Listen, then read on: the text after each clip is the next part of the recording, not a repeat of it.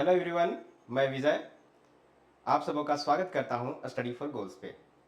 दोस्तों, हम लोग मैथ में क्वेश्चन प्रैक्टिस कर रहे हैं। ये क्रेश कोर्स टाइप का एक सेशन चल रहा है जिसमें हम लोग नंबर सिस्टम को देख रहे हैं, नंबर सिस्टम से क्वेश्चंस कर रहे हैं और साथ साथ में हम लोग कॉन्सेप्ट को भी जान रहे हैं। ठीक है, तो आज ये नंबर सिस्टम का थर्ड क्लास है। 2 क्लास पहले हो चुका है, उसमें बहुत सारे कॉन्सेप्ट और क्वेश्चंस को करवाए हैं जो एग्ज़ाम में पूछे जाते हैं और एग्ज़ाम ओरिएंटेड ही ये कंटेंट है। सारा क्वेश्चंस जो हम यहाँ इंक्लूड करते हैं वो सब एग्ज़ाम ओरिएंटेड होता है। तो आप लोग अगर वो 2 वीडियोज़ नहीं देखे हैं तो आप अवश्य ही देख लें, हमारे यूट्यूब चैनल पे फ्री ऑफ कॉस्ट अवेलेबल है। और ये तीसरा वीडियो है। 2 वीडियो में मैंने काफ़ी हद तक नंबर सिस्टम कवर कर लिया है और आज के क्लास में हम लोग बेसिकली पिछले क्लास में जैसे हम लोग यूनिट डिजिट निकालना सीख रहे थे तो उससे कुछ क्वेश्चंस को प्रैक्टिस करेंगे और उसके आगे हम लोग नंबर ऑफ जीरोस निकालना और नंबर ऑफ फैक्टर्स निकालना भी सीखेंगे और साथ साथ में कुछ मिसलेनियस क्वेश्चन भी करेंगे। ठीक है, क्वेश्चंस जो एग्जाम पॉइंट ऑफ व्यू से इंपॉर्टेंट है। बहुत ही इंपॉर्टेंट क्लास होने वाला है आज का क्लास बहुत ही इंपॉर्टेंट होने वाला है, इसलिए आप लोग ज़्यादा से ज़्यादा लोग इस क्लास से जुड़े और अगर आप अपने दोस्तों में इसको शेयर करेंगे तो उनको भी इसका लाभ मिलेगा। काफ़ी अच्छे से सारे कॉन्सेप्ट को बताने वाले हैं आज के क्लास में। ठीक है, तो चलिए शुरू करते हैं आज का क्लास। आप लोग जल्दी से इस सेशन को शेयर कर दीजिए ताकि ज़्यादा से ज़्यादा लोग जुड़ सके। शुरू करते हैं आज का क्लास। हम लोग नंबर सिस्टम का ये थर्ड क्लास है और आज की क्लास में हम लोग क्या करेंगे कि हम लोग सबसे पहले ना, जो पिछले क्लास में यूनिट डिजिट निकालने का हम लोग बहुत सारे क्वेश्चन को किए थे, तो इसमें आज कुछ और डिफरेंट टाइप ऑफ क्वेश्चंस जो एग्जाम में पूछे गए हैं, तो वैसा वैसा क्वेश्चन को हम लोग अभी सॉल्व करने वाले हैं। ठीक है, तो पहला क्वेश्चन यहाँ पे देखिए, ये जो पहला क्वेश्चन है इसमें क्या है कि आप लोगों को, एक मिनट पेन को सिलेक्ट कर लेते हैं। देखिए, ये पहला क्वेश्चन जो है, find the unit digit of the following expression. तो यहाँ पे आपको बहुत सारे एक्सप्रेशन दिए हुए हैं, है ना, वो सबका आपको क्या करना है, यूनिट डिजिट निकालना है। तो बारी बारी से हम लोग सब क्वेश्चन को सॉल्व करेंगे।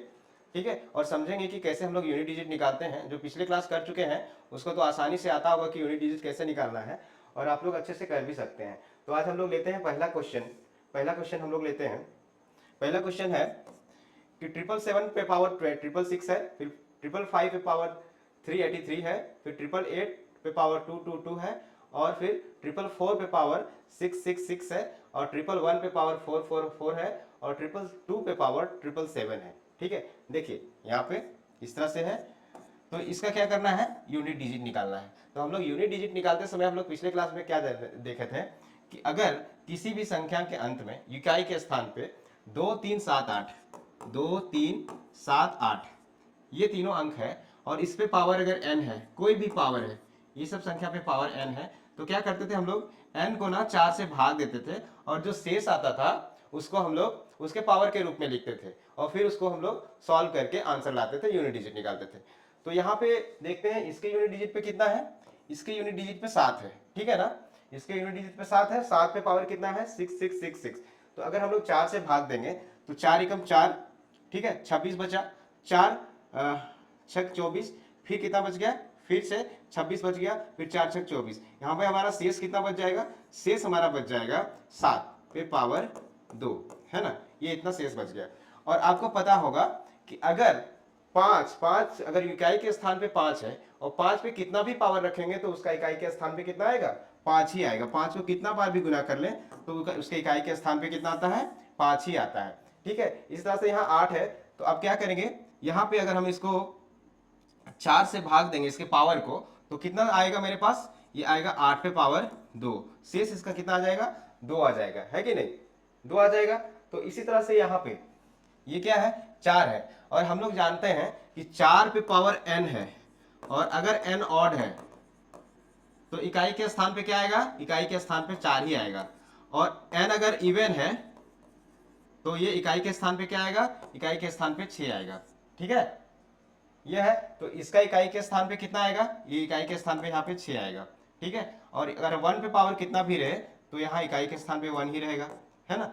और इसी तरह से यहाँ पे इसको देखें तो इसको फिर से हम लोग क्या करना होगा कि 4 से पावर को भाग देना होगा, है ना। इसको जो पावर है इसको 4 से भाग देंगे, कितना रिमाइंडर बच जाएगा, 4 एकम 4, 37 बचा, 4 9 36, फिर 1 17 और 4 चौक 16, मतलब कि यहाँ 1 बच रहा है, 2 पे पावर 1 बच रहा है। अब हम लोग क्या करेंगे, इसको सॉल्व करते हैं। सॉल्व करते हैं, देखो अगर 7 पे पावर 2 है तो यूनिट डिजिट 49 आएगा, यूनिट डिजिट कितना 9, इसका 5 और इसका कितना आ जाएगा 8 8 64, 4 आएगा यूनिट डिजिट पे, और ये 6 1 और ये 2। ठीक है, तो कितना हो गया 9 5 14 4 18, 18 6 24, 1 25 2 27, 27 मतलब यूनिट डिजिट कितना आया इसका 7। तो पहला क्वेश्चन का आंसर क्या हो जाएगा 7 हो जाएगा। ठीक है, पहला क्वेश्चन हम लोग कंप्लीट कर लिए। ठीक है, पहला क्वेश्चन हम लोग कंप्लीट कर लिए। अब दूसरे क्वेश्चन को हम लोग देखते हैं। आप लोग अपने से इसको सॉल्व करने का कोशिश कीजिए, क्योंकि पिछले क्लास में सारे कॉन्सेप्ट को कराए हुए हैं कि कैसे हम लोग किसी भी संख्या का यूनिट डिजिट निकालते हैं, कितना भी बड़ा मल्टीप्लीकेशन हो, कितना भी बड़ा पावर हो, सब करवा चुके हैं। ठीक है, दूसरा क्वेश्चन हम लोग लेते हैं। दूसरा क्वेश्चन देखो, यहां पे लिखते हैं, इसको अच्छे से सॉल्व करते हैं। 12 पे पावर 55 है और नीचे कितना है बटे में 3 पे पावर 11 प्लस है 8 पे पावर 48 और डिवाइडेड बाय 16 पे पावर 18। ठीक है, इस तरह से है। तो अब इसको हम लोग कैसे सॉल्व करेंगे देखते हैं। यहां पे जैसे कि इसको हम लोग क्या करेंगे 3 के टर्म में लिखेंगे, तो इसको इस तरह से लिख सकते हैं हम लोग 3 गुना 4 और पे पावर कितना 55 है ना, और इस तरह से यहाँ पे 3 पे पावर 11 लिख सकते हैं, और इसको कितना लिख सकते हैं, इसको लिख सकते हैं 2 पे पावर 3 और बाहर कितना 48 है ना। अब इस 16 को क्या लिख सकते हैं 2 पे पावर 4 और यहाँ पे 18। ठीक है, इस तरह से लिख सकते हैं। अब हम लोग क्या करते हैं कि इसको सॉल्व करना शुरू करते हैं। जैसे यहाँ हो गया 3 पे पावर 55 इंटू 4 पे पावर 55, 4 पे पावर 55 को हम लोग 2 पे पावर 2 करते हैं, तो 2 पे पावर कितना हो जाएगा 110 हो जाएगा। ठीक है, और यहाँ कितना 3 पे पावर 11। ठीक है, अब देखते हैं आगे, आगे देखते हैं तो ये कितना हो जाएगा 2 पे पावर 48 दिया कितना हो जाता है 144, 8 तिया 24 और 4 तिया 12 और 2 144 है ना, और नीचे कितना हो जाएगा 2 पे पावर 18 चौक 72। ठीक है, अब इसको हम लोग सॉल्व कर लेते हैं। सॉल्व कर लेते हैं तो कितना हो जाएगा, देखो ये 3 पे पावर 11 है ना, 3 पे पावर 11 है, तो 3 पे पावर 11 अगर ऊपर जाएगा तो ये कितना हो जाएगा 3 पे पावर 44 और ये कितना हो जाएगा, ये है 2 पे पावर 110 और यहाँ कितना हो जाएगा, यहाँ हो जाएगा 2 पे पावर 72 है ना। अब इसका आप लोग यूनिट डिजिट आसानी से निकाल सकते हैं। ये एक्सप्रेशन है, एक्सप्रेशन को हम यहाँ पे लिख देते हैं। अब इसको सिंप्लीफाई कर लिए, अब इसको सिंप्लीफाई कर लिए तो इस एक्सप्रेशन को हम लोग यहाँ पे लिख देते हैं। देखो 3 पे पावर 44 इंटू 2 पे पावर 110 प्लस 2 पे पावर 72। ठीक है ना, 2 3 7 8। अब देखो यहाँ 4 से पूरी तरह से भाग लग रहा है तो 3 पे पावर 4 रखेंगे। ठीक है, और यहाँ पे 2 पे पावर 110, अब 4 से भाग लगाते हैं इसको, 4 दूनी 8, बचा कितना 30, 2 पे पावर 2 हो जाएगा, और यहाँ पे कितना हो जाएगा, यहाँ भी रिमाइंडर बचेगा क्या नहीं, यहाँ पे अगर 4 से भाग देते तो पूरा पूरा भाग लग जा रहा है ना। तो ये देखो 3 को अगर हम लोग 4 बार गुना करते हैं तो यूनिट डिजिट पे कितना आएगा 1 आएगा, इसका यूनिट डिजिट पे कितना आएगा 4 आएगा, और इसका यूनिट डिजिट पे कितना आएगा 6 आएगा है ना। तो 4 प्लस 6 कितना हो गया 10, यूनिट डिजिट पे कितना आएगा 0 आएगा है ना, तो इसका आंसर कितना हो जाता है 0। ठीक है, ये थोड़ा स्पेस कम था तो इसलिए रफ तरीके से हम लोग सॉल्व किए है ना। आशा करता हूं कि आपको समझ में आया होगा, अपने से सॉल्व करने का कोशिश कीजिए, बहुत ही बेसिक क्वेश्चन है ये। ठीक है, आगे बढ़ते हैं हम लोग, अगला क्वेश्चन को लेंगे, इस क्वेश्चन को हम लोग सॉल्व करेंगे। ठीक है, फैक्टोरियल का क्वेश्चन है, तो फैक्टोरियल का क्वेश्चन हम लोग यूनिट डिजिट में नहीं किए थे, तो फैक्टोरियल का क्वेश्चन हम लोग यूनिट डिजिट का सॉल्व करेंगे। ठीक है,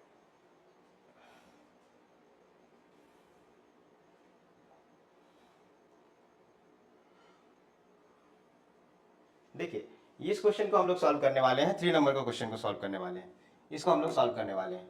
क्या है 888 to the power 2351 factorial 222 factorial, बड़ा बड़ा फैक्टोरियल दिया गया है ना, बड़ा बड़ा फैक्टोरियल दिया गया है, लेकिन इससे हम लोग को डरना नहीं है। हम लोग को क्या करना है, जब भी एक चीज याद रखना है कि जब भी फैक्टोरियल जो है ना, फैक्टोरियल एन फैक्टोरियल है ना, और वो ग्रेटर देन इक्वल टू 4 है ना, तो हम लोग पावर में क्या लेंगे, पावर में हम लोग क्या लेंगे, पावर में हम लोग 4 लेंगे हमेशा, ऑलवेज। ठीक है, तो आपको घबराना नहीं है। जितना भी फैक्टोरियल आपको दिख रहा है ना, जितना भी फैक्टोरियल आपको दिख रहा है, 5351 फैक्टोरियल, 29,235 फैक्टोरियल, 23,059 फैक्टोरियल, ये जितना भी फैक्टोरियल दिख रहा है, तो उसके बदले में हम लोग पावर 4 रख सकते हैं। ठीक है, पावर 4 रख के हम लोग आसानी से सॉल्व कर सकते हैं इसको। ठीक है, तो इसको हम लोग सॉल्व करते हैं। सबका पावर हम लोग क्या करेंगे, सबका पावर हम लोग 4 रखेंगे।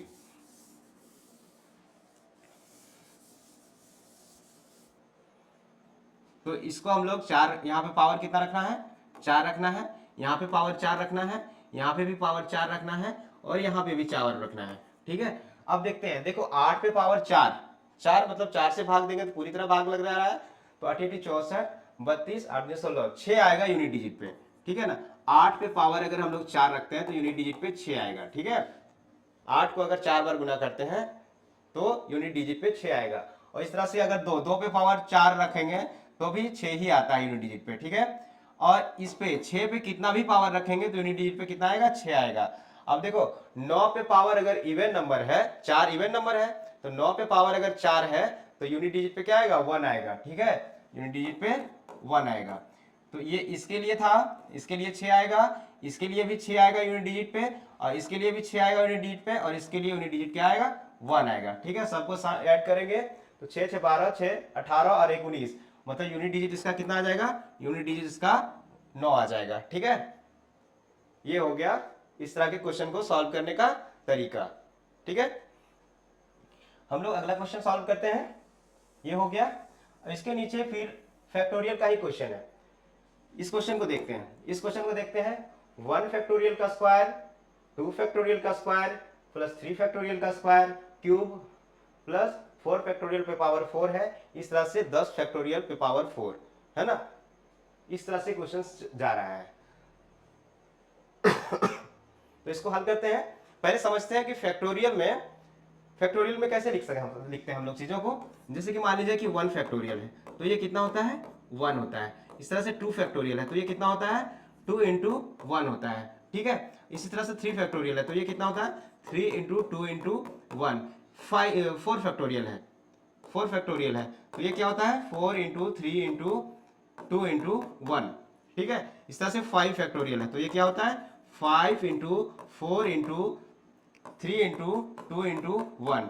इस तरह से 6 फैक्टोरियल है तो ये क्या होता है, 6 into 5 into 4 into 3 into 2 into 1।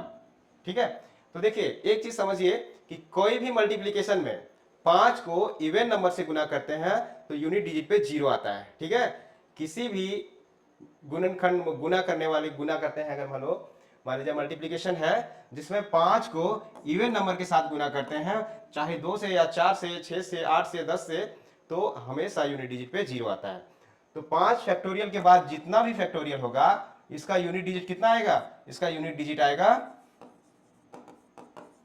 इसका यूनिट डिजिट 0 आएगा। ठीक है, तो 4 फैक्टोरियल तक ही हम लोग को देखना होता है। अगर मान लीजिए कि हम लोग 1 फैक्टोरियल, तो यूनिट डिजिट कितना आएगा, यूनिट डिजिट इसका 1 आएगा, इसका यूनिट डिजिट 2 आएगा, इसका यूनिट डिजिट 6 आएगा, और इसका यूनिट डिजिट 4 × 12 दूनी 24, यूनिट डिजिट 4 आएगा। ठीक है, और बाकी सबका, बाकी 4 फैक्टोरियल से बड़ा जितना भी बड़ा फैक्टोरियल हो तो उसका यूनिट डिजिट पे 0 आएगा। ठीक है, तो इसी कॉन्सेप्ट को लगाते हुए हम लोग इस क्वेश्चन को सॉल्व करेंगे। तो देखो 1 फैक्टोरियल पे स्क्वायर है ना, तो ये यूनिट डिजिट पे कितना आएगा, इसका यूनिट डिजिट 1 आएगा। ठीक है, अब 2 फैक्टोरियल का स्क्वायर है, 2 फैक्टोरियल कितना होता है, 2 होता है ना, 2 होता है, 2 का स्क्वायर करेंगे। ठीक है, इसी तरह से यहाँ 3 फैक्टोरियल है, 3 फैक्टोरियल कितना होता है, 6 होता है, तो 6 का क्यूब करेंगे। और यहाँ 4 फैक्टोरियल पे यूनिट डिजिट सिर्फ देखना है हम लोग को। ठीक है, यूनिट डिजिट पे कितना है, 4 है, तो ये 4 पे पावर 4 हो गया, और इसके बाद जितना है सब में 0 आएगा। ठीक है, तो हम लोग को इतना से ही मतलब रहता है, कितना से मतलब रहता है, 1 फैक्टोरियल से लेके 4 फैक्टोरियल तक। ठीक है, तो आप देखो इसको सॉल्व करते हैं, इसको सॉल्व करते हैं तो ये 1 आएगा, इसको सॉल्व करते हैं तो ये 4 आएगा, है ना, ये 4 आएगा, और इसको अगर सॉल्व करते हैं तो, इसको सॉल्व करते हैं तो 6 ही आएगा यूनिट डिजिट पे। ठीक है, यूनिट डिजिट पे कितना आएगा, 6 आएगा। ठीक है, और इसको यूनिट डिजिट पे कितना आएगा, 4 6 आएगा इसका यूनिट डिजिट पे, इसका भी यूनिट डिजिट पे 6 आएगा। तो अब देखते हैं कितना आया यूनिट डिजिट इसका। देखो 6 6 12 4 15 1 16 है ना, तो इसका यूनिट डिजिट कितना आ जाएगा, 16 का यूनिट डिजिट कितना है, 16 का यूनिट डिजिट 6 होता है ना, तो इसका आंसर क्या हो जाएगा, इसका आंसर 6 हो जाएगा। तो इस तरह से हम लोग फैक्टोरियल का यूनिट डिजिट निकाल सकते हैं। ठीक है, अगला क्वेश्चन को हम लोग देखते हैं, इसको हटा देते हैं।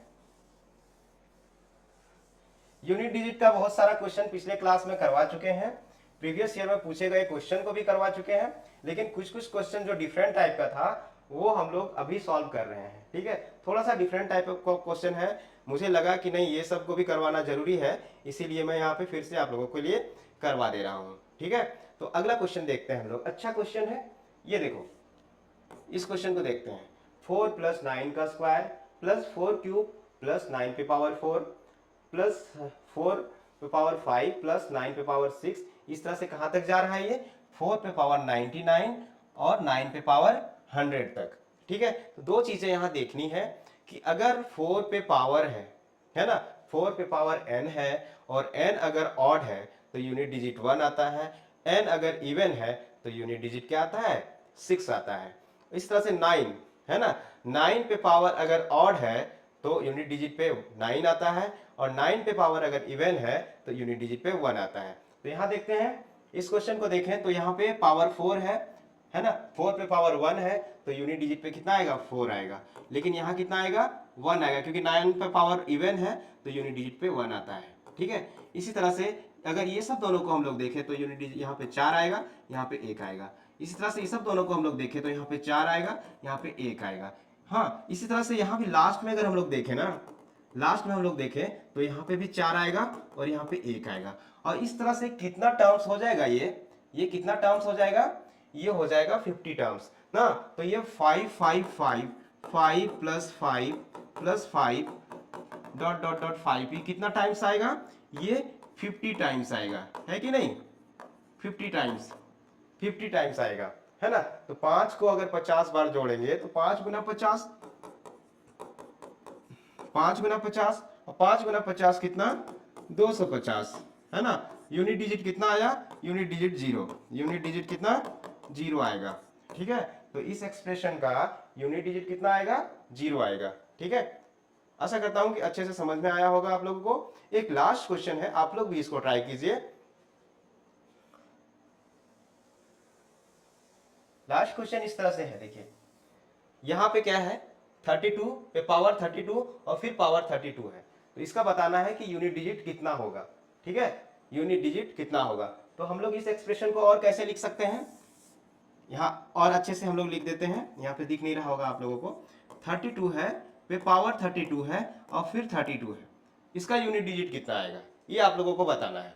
ठीक है, तो इसको हम लोग कैसे सॉल्व करेंगे, इसको हम लोग इस तरह से लिख सकते हैं, 32 और यहाँ 32 कितना बार है, 32 इंटू 32 इंटू 32, 32 पे पावर 32 का मतलब क्या हुआ कि 32 को 32 बार मल्टीप्लाई किया गया है। ठीक है, ये कितना बार है, 32 टाइम्स है। अब यूनिट डिजिट निकालना है, यूनिट डिजिट निकालने के लिए हम लोग क्या करते हैं, हम लोग को पूरे से मतलब नहीं रहता है, इस यूनिट डिजिट से मतलब रहता है। ठीक है, तो 2 पे पावर 32 गुना 32 गुना 32 गुना 32 है। ठीक है, सारे को अगर हम लोग 4 से भाग देंगे तो सब 4 से भाग लग जाएगा। ठीक है ना, 4 से भाग लगने पर हम लोग क्या करते हैं कि उस पे जो यूनिट डिजिट है उस पे पावर को हम लोग कितना रखते हैं, 4। जब पूरा पूरा 4 से भाग लग जाए तो उस पे पावर हम लोग 4 रखते हैं। ठीक है ना, 2 पे पावर 4 मतलब कि यूनिट डिजिट कितना आ गया, 6, ये हो गया यूनिट डिजिट। ठीक है,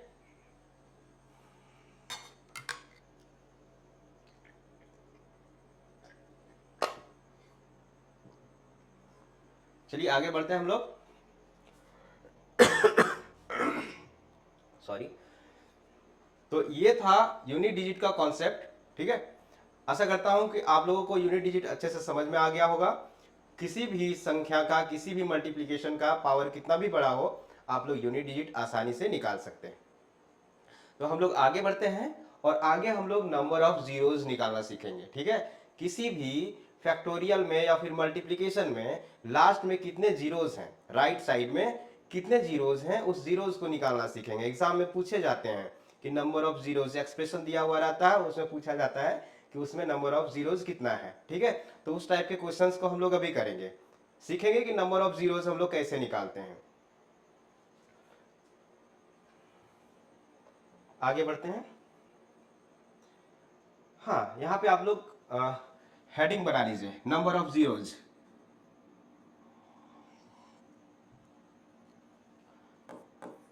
नंबर ऑफ जीरोज मतलब क्या?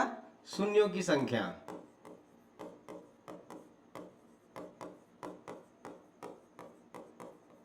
शून्यों की संख्या कैसे निकालेंगे हम लोग शून्यों की संख्या? ठीक है, तो कोई भी शून्य जब बनता है ना, 10 बनता है, तो उसके लिए दो चीज की जरूरत होती है हम लोग को, एक 2 और 5।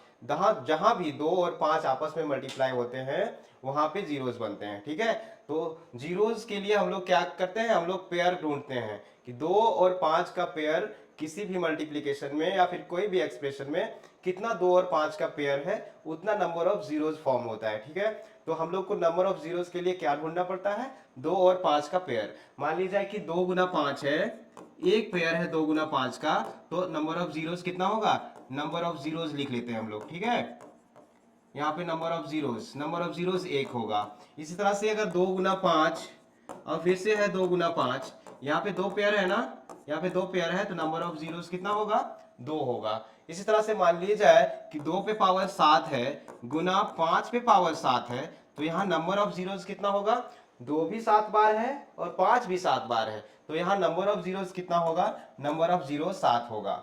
ठीक है, लेकिन यहाँ पे मान ली जाए कि 2 पे पावर 11 है और यहाँ 5 पे पावर 9 है। अब बताओ इसमें नंबर ऑफ जीरोस कितना होगा। ठीक है, 2 तो 11 है, 2 11 है, लेकिन 5 9 ही है। ठीक है ना, तो 9 5 जो है वो मिलके कितना, 9 5 जो है 9 2 के साथ, है ना, मिलके 9 जीरो बनाएगा, इसलिए यहाँ पे नंबर ऑफ जीरोस कितना हो जाएगा, 9। तो इसीलिए नंबर ऑफ जीरोस निकालने में हम लोग क्या करेंगे, जो मिनिमम पावर 2 और 5 में जो मिनिमम पावर होगा ना उसको हम लोग कंसीडर करेंगे। एग्जाम्पल के लिए और अच्छे से समझते हैं, यहाँ पे 2 पे पावर 7 है और यहाँ पे 5 पे पावर 3 है, तो इसमें नंबर ऑफ जीरोस कितना होगा, कितना नंबर ऑफ जीरोस, कितना पेयर बन सकता है 2 और 5 का, 2 और 5 का मैक्सिमम पेयर कितना बन सकता है, 3 बन सकता है ना, क्योंकि 5 3 है, 2 7 है ना, उससे मतलब नहीं है, 2 और 5 दोनों चाहिए हम लोग को बराबर मात्रा में, तो जो मिनिमम होगा ना उतना ही जीरोस फॉर्म होता है। ठीक है, तो ये तरीका हो गया नंबर ऑफ जीरोस फाइंड करने का। तो इस पे हम लोग क्वेश्चन करते हैं कि किस तरह का क्वेश्चन इससे पूछा जाता है।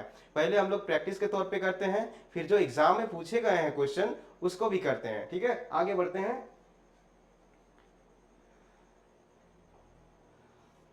देखिए, अब कुछ कुछ एक्सप्रेशन है ना, 100 फैक्टोरियल, इसमें निकालना है कि नंबर ऑफ जीरोस कितना होगा। मींस अगर 100 फैक्टोरियल 1 से लेके 100 के नंबर को हम लोग आपस में मल्टीप्लाई करते हैं तो उसमें लास्ट में कितना जीरो होगा ये हम लोग को बताना है। ठीक है, तो इसको कैसे निकालेंगे, देखो 100 फैक्टोरियल में 2 ज्यादा होगा कि 5 ज्यादा होगा, ऑब्वियसली 5 ज्यादा होगा। ठीक है, 2 तो बहुत सारे होंगे, 2 ज्यादा होगा, सॉरी क्या बोले, 5 ज्यादा नहीं होगा, 2 ज्यादा होगा। ठीक है, 2 ज्यादा होगा, तो जो मिनिमम नंबर में होता है 2 और 5 में ना, वही नंबर ऑफ जीरोस डिसाइड करता है। ठीक है, तो हम लोग क्या करेंगे कि इसमें हम लोग को अगर मान लीजिए 100 फैक्टोरियल में कितना 5 है ये निकालना, तो हम लोग कैसे निकालेंगे। ठीक है, इसके लिए क्या है कि 100 फैक्टोरियल है तो यहाँ 100 लिखेंगे। देखो 100 फैक्टोरियल में कितना नंबर ऑफ 5 है, 5 पे कितना पावर है, ये हम लोग कैसे निकालेंगे। तो इसके लिए क्या करते हैं हम लोग, यहाँ पे 100 लिखते हैं और इसको ना हम लोग 5 से भाग देते हैं। ठीक है, 5 से ये कितना लग गया, 20 बार में, फिर 20 को हम लोग क्या करते हैं 5 से भाग करते हैं, तो ये 4 बार में लग गया। अब ये 5 से भाग नहीं लग रहा है। ठीक है, तो 5 पे कितना पावर होगा वो कैसे लिखेंगे, इसके लिए हम लोग क्या करते हैं, ये दोनों को जोड़ देते हैं। जोड़ने पे कितना आएगा, 24 आएगा। मतलब ये हो गया कि 5 पे पावर 24 होगा। ठीक है, इसी तरह से मान लीजिए कि इसमें हम लोग दो कितना होगा, 2 पे पावर कितना होगा, 2 पे पावर कितना होगा, तो इसके लिए हम लोग क्या करते हैं, हम लोग ऐसा लिखते हैं कि 100 यहाँ पे लिखते हैं, फिर इसको 2 से भाग देते हैं, ये 50 बार में लग गया। ठीक है, और फिर इसको 2 से भाग देंगे तो ये 25 बार में लग गया, फिर 2 से भाग देंगे तो ये 12 बार में लग गया। ठीक है, रिमाइंडर को हम लोग नहीं लिखते हैं, हम लोग ऐसे ही भाग देते रहते हैं। ऐसा नहीं है कि 2 से 25 में भाग नहीं लग रहा है तो नहीं देंगे, देते रहेंगे, है ना। तो ये 2 से ये 6 बार में, फिर ये 2 से 3 बार में, फिर ये 2 से 1 बार में, ठीक है। अब एक जो है 1 में 2 से भाग नहीं लग सकता, तो अब क्या करेंगे हम लोग, इसको आपस में जोड़ देते हैं और हम लोग 2 का पावर निकाल देते हैं, ठीक है। तो ये कितना हो गया, 50, 25, 75, 12, 87, सर 6, 93, 93 और 6 97, 97 हो गया ना। तो 2 पे पावर कितना होगा, 97, ठीक है। अब 2 पे पावर 97 है और 5 पे पावर 24 है, तो जो मिनिमम रहता है उसको हम लोग लेते हैं, ठीक है। तो इसमें नंबर ऑफ जीरोस कितना होगा, 24 हो जाएगा, ठीक है। समझ में आया आप लोग को। तो अगर 100 फैक्टोरियल में कोई पूछे, सॉरी मेरी तबीयत थोड़ी आज खराब है, तो ये नंबर ऑफ जीरोस कितना होगा 100 फैक्टोरियल में, नंबर ऑफ जीरोस मतलब शून्यों की संख्या, ये हो जाएगा 24। इसी तरह से अगर हम लोग को 500 फैक्टोरियल में नंबर ऑफ जीरोस निकालना है, नंबर ऑफ जीरोस निकालना है 500 फैक्टोरियल में,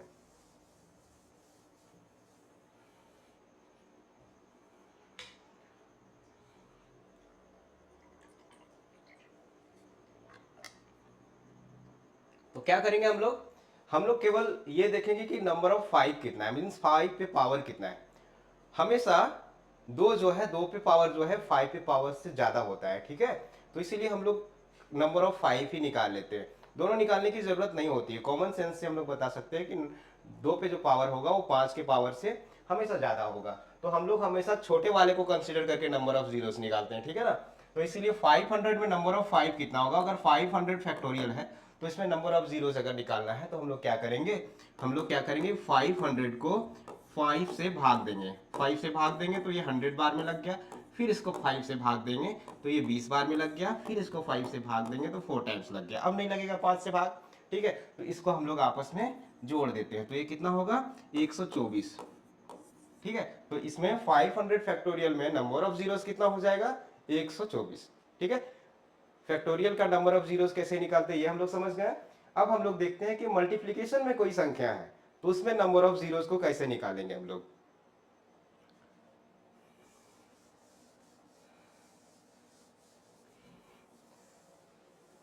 ये 2 क्वेश्चन हम लोग कर लिए हैं, अब इसको कर रहे हैं, ठीक है। अब देखो यहाँ पे 12 है, यहाँ 27 है, 63 है, 113 है, 1250 है, 24 है और 650 है, ठीक है। तो इसमें हम लोग को क्या करना होगा, इसमें हम लोग 2 पे पावर कितना है, 2 और 5 का पेयर कितना बन रहा है ये हम लोग को देखना है। तो इसको क्या लिख सकते हैं हम लोग, 2 पे पावर 2 4 हो गया इंटू 3 लिख सकते हैं, इसको लिख सकते हैं। और इसमें हम लोग को मतलब नहीं, ना 2 है ना 5 है, तो इसको हम लोग एक्सपेंड करने से कोई मतलब नहीं, इसको भी नहीं करेंगे, इसको करते हैं, इसको करते हैं। तो ये कितना हो गया 5 गुना 5 गुना 5, 25 गुना 5 होता है 125, है ना। 125 देखो 5 गुना 5 गुना 25 गुना 25 125, है ना। अब फिर 5 गुना 10, 5 गुना 2, इस तरह से इसको लिख सकते हैं 1250 को। या फिर हम लोग इसके लिए क्या लिख सकते हैं, 5 पे पावर 4, 5 पे पावर 4 इंटू 2, ठीक है। अब इसके लिए क्या लिख सकते हैं, इसको क्या लिख सकते हैं, इसको लिख सकते हैं 2 इंटू 2 इंटू 2, कितना हो गया 8 तिहाई 24, मतलब कि यहाँ पे लिख सकते हैं हम लोग 2 पे पावर 3 इंटू 3 लिख सकते हैं इसको। और इसको क्या लिख सकते हैं, इसको लिख सकते हैं 5, ये कितना है, इसको हम लोग लिख सकते हैं 5 इंटू 5, हाँ इंटू 13, ठीक है। इस तरह से लिख सकते हैं इसको। नहीं तो देखो अब क्या लिख सकते हैं इसको, इसको इस तरह से लिख सकते हैं, इसको लिख सकते हैं 13 गुना 50, है ना। तो ये हो गया 13 और ये हो गया 5 गुना 5 गुना 2, तो यहाँ पे लिख सकते हैं 13 गुना 5 पे स्क्वायर गुना 2, ठीक है। 25 दूनी 50, 50 13 5 65, तो ये हो गया ये एक्सप्रेशन इसके लिए। अब हमको इस एक्सप्रेशन में नंबर ऑफ 2 और नंबर ऑफ 5 सर्च करना है, ठीक है। देखो 2 कितना है, 2 कितना है, 2 पे पावर यहाँ 2 है, यहाँ 1 है, 3 है और यहाँ 3 6 है और एक 7 है, मतलब टोटल इसमें कितना है 2 पे पावर 7 है, ठीक है। 2 पे पावर 7 है और 5 पे पावर अब लोग देखना है कि 5 पे पावर कितना है। 5 पे पावर यहाँ पे 4 है और यहाँ पे 2 6 है ना। 5 पे पावर कितना है, यहाँ पे 6 है। तो नंबर ऑफ जीरोस कितना होगा, जो मिनिमम होगा, ठीक है। मिनिमम पावर कितना है, 6 है। तो ये नंबर ऑफ जीरोस कितना हो जाएगा,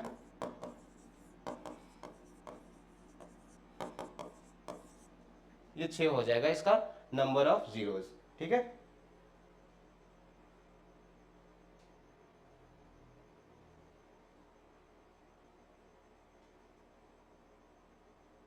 ठीक है, तो इस तरह से हम लोग नंबर ऑफ जीरोस किसी भी एक्सप्रेशन का निकाल सकते हैं, ठीक है। आगे बढ़ते हैं, एक और एक्सप्रेशन को हम लोग देखते हैं कि इसका नंबर ऑफ जीरोस हम लोग कैसे निकालेंगे। तो ये क्वेश्चन कंप्लीट हो गया, चाहे तो आप लोग स्क्रीनशॉट ले सकते हैं। हम अगले क्वेश्चन को अब सॉल्व करने वाले हैं। स्पेस मेरे पास कम है, इसीलिए हम हटा दे रहे हैं। और अगर आपको समझ में नहीं आए तो वीडियो को रिवाइंड करके देखें, फिर से देखें।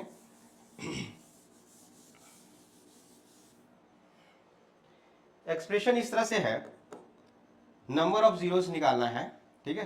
1 पे पावर 5 है, 2 पे पावर 5 है, 3 पे पावर 5 है, इस तरह से 32 पे पावर 5 है, ठीक है। इसको हम लोग इस तरह से भी लिख सकते हैं, 1 into 2 into 3 into dot dot dot 32, और यहाँ पे बाहर क्या करते हैं, सब पे पावर 5 दे देते हैं, ठीक, दे सकते हैं। अब ये क्या हो गया, 1 से लेके 32 की संख्याओं को हम लोग आपस में गुना किए हैं, तो ये तो 32 फैक्टोरियल हो गया।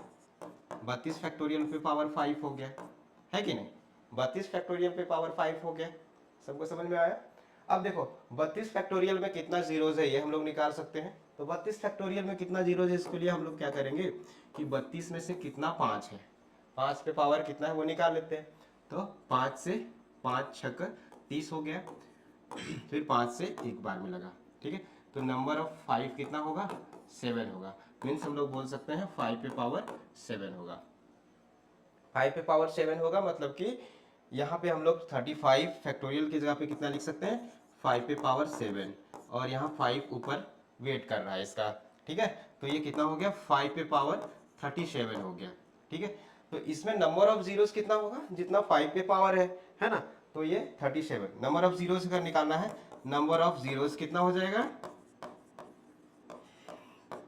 37। ये क्वेश्चन अगर आपके एग्जाम में आए तो नंबर ऑफ जीरोस कितना लिखेंगे आप, 37, ठीक है। अब हम लोग समझते हैं कि प्लस में और मल्टीप्लिकेशन में हम लोग नंबर ऑफ जीरोस कैसे निकालते हैं, ठीक है। चलिए इसको भी हटा देते हैं, चाहे तो स्क्रीनशॉट ले लीजिए, और अगर आप पेन कॉपी के साथ पढ़ाई कर रहे हैं तो इसको नोट डाउन कर लीजिए वीडियो को पॉज करके।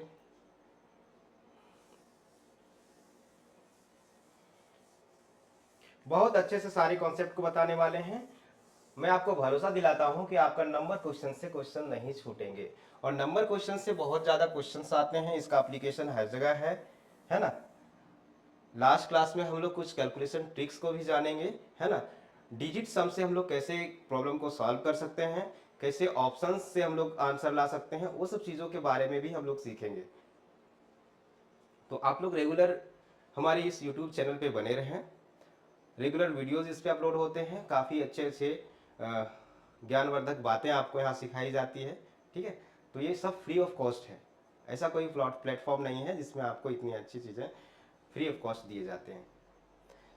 हमारी पूरी टीम का यही एफर्ट है कि आप लोग अच्छे से अच्छे क्लास करें, जो सुदूर ग्रामीणवर्ती क्षेत्रों में भी रहते हैं वो सब भी क्वालिटी कंटेंट पाकर अपनी तैयारी को और बेहतर बना सकते हैं। चलिए आगे बढ़ते हैं।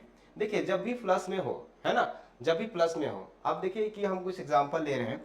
मान लीजिए कि ये 10 है, इसको 100 के साथ जोड़ रहे हैं, फिर इसको 1000 के साथ जोड़ रहे हैं, तो इसके अंत में कितना जीरो आएगा, इसका अंत में कितना जीरो आएगा, इसको अगर हम लोग ऐड करेंगे तो अंत में कितना जीरो आएगा, ये हो जाएगा 1110 हो जाएगा, है ना। तो अंत में कितना जीरो आया, एक जीरो आया। इसका मतलब ये हुआ कि जब भी हम लोग ऐड करते हैं ना, जब भी हम लोग चीजों को जोड़ते हैं, तो जो मिनिमम नंबर ऑफ जीरोज होता है ना, मिनिमम नंबर ऑफ जीरोज जो होता है वही उसका आंसर हो जाता है। जैसे कि यहाँ पे अगर मिनिमम नंबर ऑफ जीरोज 1 है, तो इसके अंत में यूनिट डिजिट पे कितना जीरो जाएगा, एक जीरो आएगा, ठीक है। तो इसी तरह से क्वेश्चन है हमारे पास 100 फैक्टोरियल प्लस 200 फैक्टोरियल, है ना। तो नंबर ऑफ जीरोज इसमें कितना होगा, है ना, इसके एंड में कितने जीरोज होंगे, ये हम लोग को बताना है। तो इसके लिए हम लोग क्या करेंगे, 100 फैक्टोरियल में हम लोग कितना जीरोज होता है इसका हम लोग भी जस्ट निकाले थे कि 5 से इसको भाग दिए 20 बार में, 5 से इसको भाग दिए 4 बार में, ये 24 होता है। मतलब इसमें कितना 24 जीरोज है ना। इस तरह से अगर मान ली जाए 200 में निकालना है तो हम लोग क्या करेंगे, 5 से भाग देंगे 40 बार में, 5 से भाग दिए 8 बार में, फिर 5 से भाग दिए 1 बार में, तो इसमें कितना 49 जीरोज होंगे। इसमें कितना, इसको हटा देते हैं, 200 फैक्टोरियल में कितना 49 जीरोज होंगे। लेकिन ये एक्सप्रेशन को अगर हम लोग दोनों को जोड़ रहे हैं तो लास्ट में कितना जीरो आएगा, जो मिनिमम होगा। ठीक है, तो इसका अगर हम लोग नंबर ऑफ जीरोज निकाल रहे हैं तो इसका आंसर क्या हो जाएगा, 24 आ जाएगा। जो मिनिमम होगा ना, जो मिनिमम होगा वही आंसर होगा। ठीक है, जो मिनिमम होगा वही आंसर होगा। ठीक है, समझ में आया।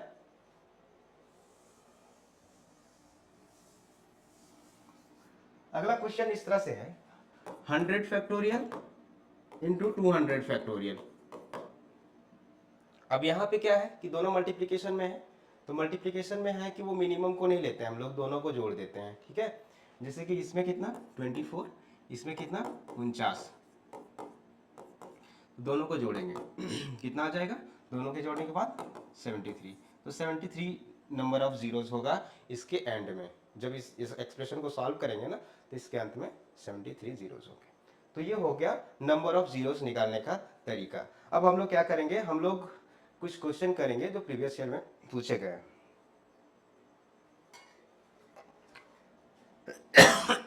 सॉरी,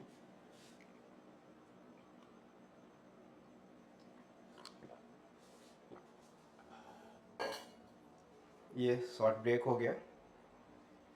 आगे बढ़ते हम लोग कुछ क्वेश्चन को लेते हैं जो प्रीवियस एग्जाम में पूछे गए हैं। हाँ, क्वेश्चन इस तरह से है, ये एसएससी सीजीएल में पूछा गया प्रश्न है। द नंबर 1 2 3 4 1000 तक है are multiplied together, the number of zero at the end on the right of the product must be, कितना होगा। हाँ, हिंदी में पढ़ते हैं क्वेश्चन को। संख्या 1 2 3 4 इस तरह से 5 6 हजार तक की संख्याओं को आपस में गुना किया जाता है, तो गुणनखंड के अंत में दाईं ओर शून्यों की संख्या कितनी होनी चाहिए। ठीक है, ये आपको बतानी है। तो अगर हम लोग इसको ध्यान से देखें, अगर हम लोग 1 गुना 2 गुना 3 इस तरह से गुना करते हैं 1000 तक को, तो ये क्या हुआ, इसको हम लोग क्या लिख सकते हैं, इसको नहीं लिख सकते हम लोग 1000 फैक्टोरियल लिख सकते हैं। ठीक है, अब 1000 फैक्टोरियल में हम लोग को नंबर ऑफ जीरोस निकालना है, मीन्स 2 और 5 का कितना पेयर है ये निकालना है। तो 5 जो है वो 2 से कम होगा, है ना, और जो कम होता है उतना ही नंबर ऑफ जीरोस फॉर्म होते हैं। तो हम लोग क्या करते हैं, नंबर ऑफ 5 निकाल लेते हैं इसमें। ठीक है, तो नंबर ऑफ 5 निकालना भी हम लोग सीखे थे, किसी भी चीज़ को निकाल सकते हैं। तो 5 से हम लोग इसको भाग देते हैं, तो 5 से ये 200 बार में लग गया। फिर हम लोग 5 से भाग देते हैं तो ये 40 बार में लग गया। फिर 5 से भाग देते हैं तो ये 8 बार में लग गया, और इस तरह से फिर 5 से भाग देते हैं तो ये 1 बार में लग गया। ठीक है, अब नंबर ऑफ 5 निकालने के लिए हम लोग इस सब को आपस में जोड़ देते हैं। ठीक है, इसको आपस में हम लोग क्या करते हैं, जोड़ देते हैं। तो ये कितना हो गया 249। मीन्स इस एक्सप्रेशन में जब हम लोग 1 से लेके 1000 तक की सारी संख्याओं को आपस में गुना करेंगे तो इसके अंत में कितना जीरो आएगा, 249 जीरोज आएंगे। ठीक है, इसका राइट आंसर क्या हो जाएगा, 249। आगे बढ़ते हैं, अगला क्वेश्चन को हम लोग करते हैं। Number 2 4 6 8 10 196 198 200 are multiplied together, the number of zeros at the end of product on the right will be equal to। तो सेम टाइप ऑफ क्वेश्चन है, यहाँ पे 2 4 6 है ना, मल्टीप्लाई किया गया है। कैसे मल्टीप्लाई किया गया है, 2 गुना 4 गुना 6 गुना 8,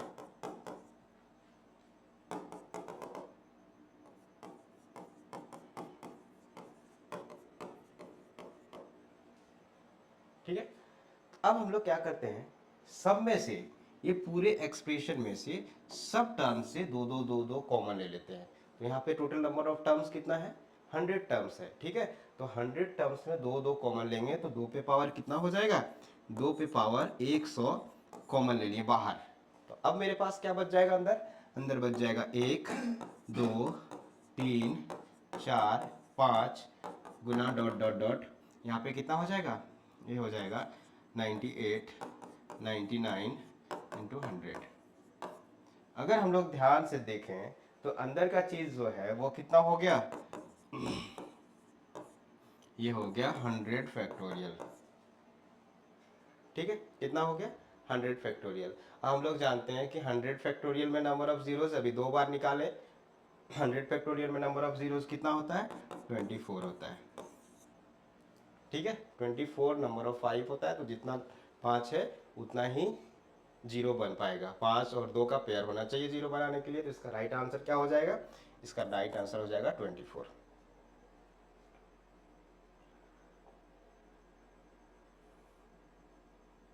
हाँ, अब हम लोग ना नया टॉपिक पढ़ेंगे, नया टॉपिक नंबर ऑफ फैक्टर्स निकालना हम लोग सीखेंगे, ठीक है। नंबर ऑफ फैक्टर्स निकालना सीखते हैं हम लोग, अच्छे से सीखते हैं कि number of factors, number of even factor, number of odd factor, number of prime factor, है ना, ठीक है। तो इस तरह से हम लोग जो है नंबर ऑफ फैक्टर्स निकालना सीखते हैं, ठीक है। तो उसके लिए थोड़ा सा हम लोग थ्योरी और कॉन्सेप्ट को भी पढ़ लेते हैं, कॉन्सेप्ट को भी पढ़ लेते हैं थोड़ा सा।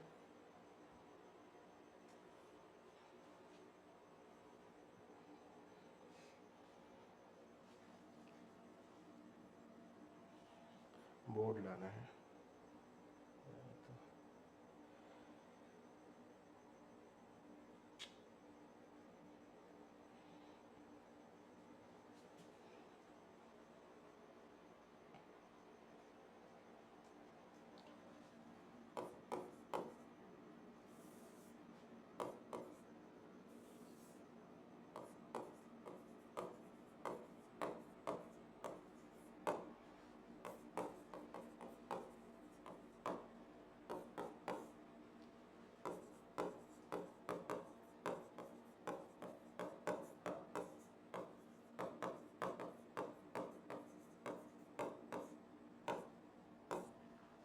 हम लोग नंबर ऑफ फैक्टर्स के बारे में पढ़ते हैं। नंबर ऑफ फैक्टर्स में गुणनखंडों की संख्या, है ना, गुणनखंडों की संख्या।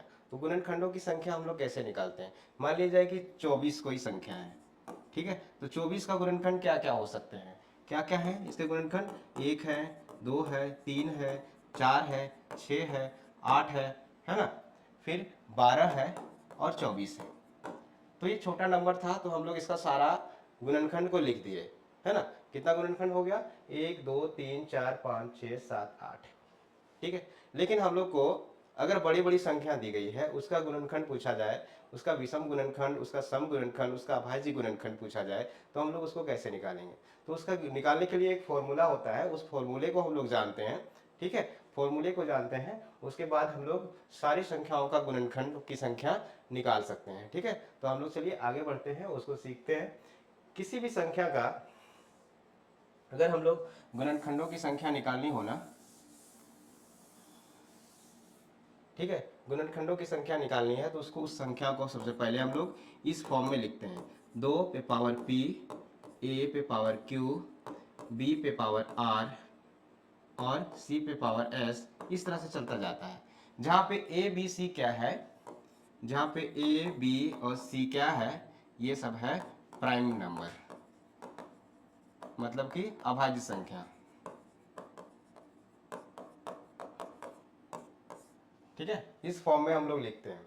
इस फॉर्म में लिखने के बाद हम लोग क्या करते हैं कि नंबर ऑफ फैक्टर्स, मतलब गुणनखंडों की संख्या अगर हम लोग को निकालना है, नंबर ऑफ फैक्टर्स निकालना है, तो हम लोग क्या करते हैं, अगर मान लीजिए इस एक्सप्रेशन में हम लोग उसको ले आए, उसके बाद नंबर ऑफ फैक्टर्स निकालने के लिए क्या करते हैं, जो पावर है ना उसको एक एक बढ़ा के हम लोग गुना करते हैं आपस में। जैसे कि ये हो गया p+1 into q+1 into r+1 into s+1, और इस तरह से अगर मान लीजिए कि और भी अभाज्य संख्या है तो उस पर जो पावर है उसको एक एक बढ़ा के हम लोग मल्टीप्लाई करते हैं। ये हो गया नंबर ऑफ फैक्टर्स, मतलब कि गुणनखंडों की संख्या निकालने का फॉर्मूला, है ना। तो नंबर ऑफ इवन फैक्टर अगर हम लोग को निकालना है, इवन फैक्टर, इवन फैक्टर मतलब कि सम गुणनखंडों की संख्या,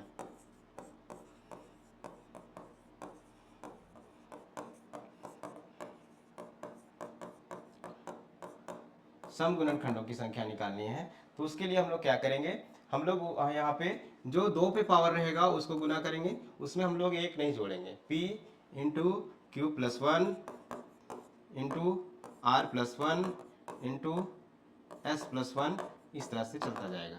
ठीक है, इसी तरह से अगर मान लीजिए कि विषम गुणनखंडों की संख्या, नंबर ऑफ ऑड फैक्टर्स,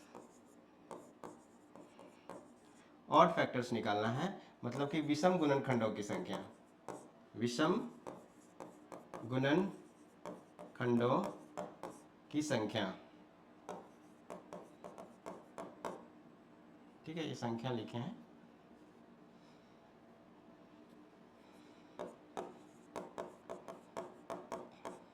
तो इसके लिए क्या होता है, इसके लिए हम लोग ना 2 के सब पावर को हम लोग हटा देते हैं, तो ये हो जाता है q plus one, R plus one और s प्लस वन, ये आपस में सबको गुना कर देते हैं हम लोग। ठीक है, और इसी तरह से मान लिया जाए कि अभाज्य गुणनखंडों की संख्या हम लोग को निकालना है, नंबर ऑफ प्राइम फैक्टर,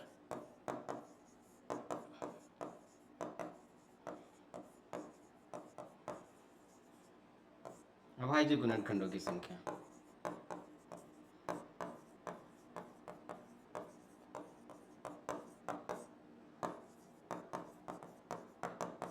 अभाज्य गुणनखंडों की संख्या तो p plus Q plus R plus S. ठीक है, ये हो गया। ठीक है, तो ये हो गया नंबर ऑफ फैक्टर्स निकालने का सारा फॉर्मूला।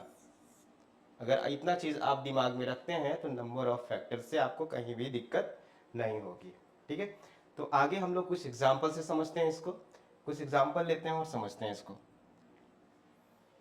मान लीजिए कि 240 एक नंबर है, 240 एक नंबर है, इसका गुणनखंडों की संख्या,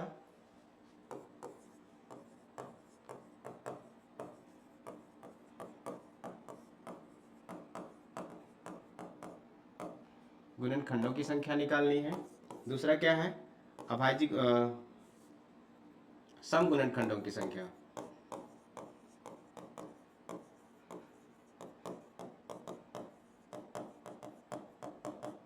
सम गुणनखंडों की संख्या, विषम गुणनखंडों की संख्या, विषम गुणनखंडों की संख्या निकालनी है।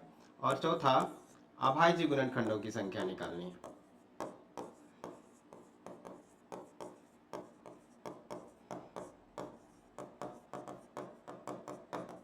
ठीक है, अभाज्य गुणनखंडों की संख्या निकालनी है। तो सबसे पहले क्या करेंगे, 240 को हम लोग अभाज्य गुणनखंड के रूप में व्यक्त करेंगे, प्राइम फैक्टराइजेशन मेथड से इसको व्यक्त करेंगे। ठीक है, किस फॉर्म में इसको लाएंगे, 2 पे पावर p, a पे पावर q, b पे पावर r, c पे पावर s, इस तरह के फॉर्म में इसको लाएंगे, जहां पे a b c क्या होगा, a b c होगा अभाज्य संख्या। ठीक है, तो अगर देखो 240 को हम लोग क्या लिख सकते हैं, 240 को पहले तो हम लोग लिख सकते हैं 6 गुना 4 गुना 10, लेकिन क्या 6 4 10 है क्या, अभाज्य संख्या नहीं है। तो इसके लिए क्या करेंगे, इसको अभाज्य संख्या में लिखने के लिए 2 गुना 3, 2 गुना 2 और यहाँ पे 2 गुना 5, इस तरह से लिख सकते हैं। और इसको लिख सकते हैं 2 पे पावर 4 3 इंटू 5, है ना। ठीक है, इस तरह से लिख सकते हैं इसको। तो यहाँ पे हम लोग क्या करते हैं, देखो यहाँ पे सब आ गया ना, 2 पे पावर p, a पे पावर q और b पे पावर r के फॉर्म में आ गया। तो इस तरह से इसको लिख सकते हैं हम लोग। तो इसको हम लोग कैसे लिखते हैं, इसको हम लोग अभाज्य गुणनखंड के रूप में लिख सकते हैं, 2 पे पावर 4 इंटू 3 पे पावर 1 इंटू 5 पे पावर 1। अब हम लोग अभाज्य गुणनखंडों की संख्या निकालने के लिए क्या करते हैं कि इसका जो पावर है ना, ये जो पावर है, पेन चेंज कर लेते हैं,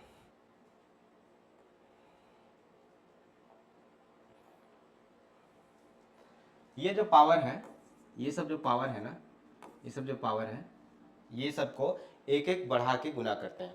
ठीक है, तो यहाँ पे अगर हम लोग इसका अभाज्य गुणनखंड की संख्या निकाल रहे हैं तो कितना हो जाएगा, 5 गुना, सॉरी गुणनखंड की संख्या 5 गुना 2 गुना 2 20, इसका टोटल नंबर ऑफ फैक्टर्स कितना होगा, 20 होगा। ठीक है। इसी तरह से सम गुणनखंडों की संख्या जब निकाल रहे हैं तो इसको 4 के पावर को नहीं बढ़ाएंगे, ठीक है। 4 गुना 2 गुना 2, ये हो जाएगा 16। जब हम लोग विषम गुणनखंडों की संख्या निकालेंगे तो ये टर्म को हम लोग कंसीडर नहीं करेंगे, ठीक है। 2 पे जो भी पावर रहेगा उसको हम लोग नहीं लिखेंगे। तो अब क्या करेंगे हम लोग, 3 पे पावर 1 है तो 2 गुना 2, ये 4 हो जाएगा, ठीक है। इसी तरह से अभाज्य गुणनखंडों की संख्या निकालने के लिए क्या होता था, p plus Q plus R plus S.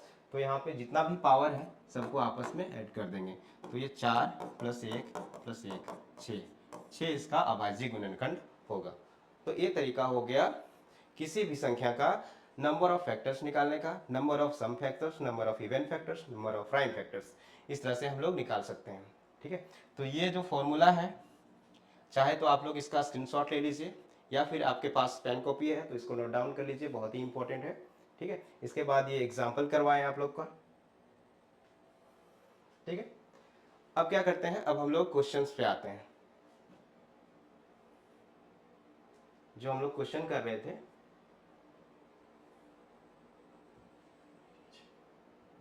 ये युवराज,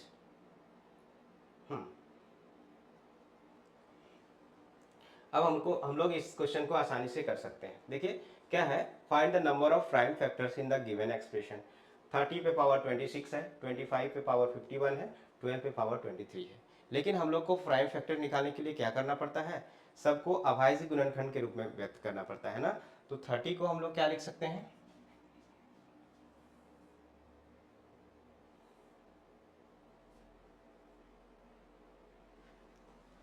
एक्सप्रेशन इस तरह से है, 30 पे पावर है 26, 25 पे पावर कितना है 51 है, और 12 पे पावर कितना है 23 है, इस तरह से है। तो इस तरह से यहाँ पे 30 को क्या लिख सकते हैं अभाज्य गुणनखंड के रूप में, 3 इंटू 2 इंटू 5 पे पावर 26। इसको क्या लिख सकते हैं, 5 इंटू 5 मीन्स 5 पे पावर 2 है ना। इसको ऐसे ना लिख के 5 पे पावर 2 51 लिख सकते हैं, और इसको लिख सकते हैं 2 गुना 2 गुना 3 पे पावर 23, इस तरह से लिख सकते हैं। अब हम लोग देखते हैं कि 3 पे पावर कितना हो जाएगा। 3 पे पावर यहाँ पे 26 और यहाँ पे 23, 26 और 23 कितना हो गया 49 है ना। तो ये 3 पे पावर 49। 2 पे पावर कितना होगा, यहाँ पे 26 और यहाँ पे कितना 23, 2 पे पावर भी हो गया 49। और 5 पे पावर कितना हो गया 102 है ना। देखो 5 2 और 51 गुना होके 5 पे पावर 102 यहाँ हो गया और 26 यहाँ हो गया, तो 128 हो गया। 5 पे पावर कितना हो गया 128, ठीक है। अब हम लोग को पता है कि prime factors, number of prime factors निकालने के लिए हम लोग क्या करते हैं, जो भी पावर रहता है इसको आपस में हम लोग जोड़ देते हैं, है कि नहीं, इसको आपस में जोड़ देते हैं। तो नंबर ऑफ प्राइम फैक्टर्स कितना हो जाएगा,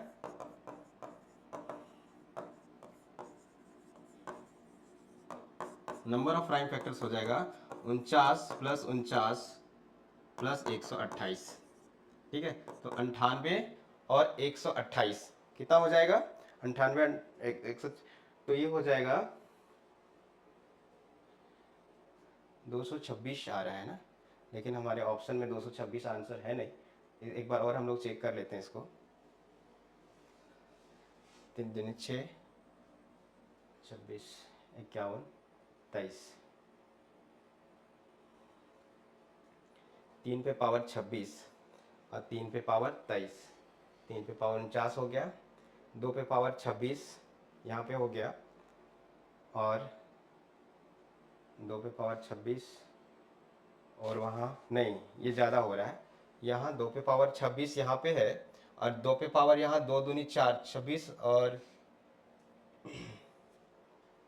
23 नहीं, ये तो 46 हो जाएगा ना।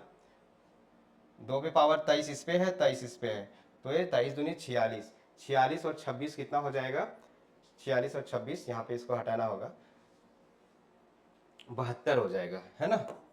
ये 72 हो जाएगा, 26 तिहाई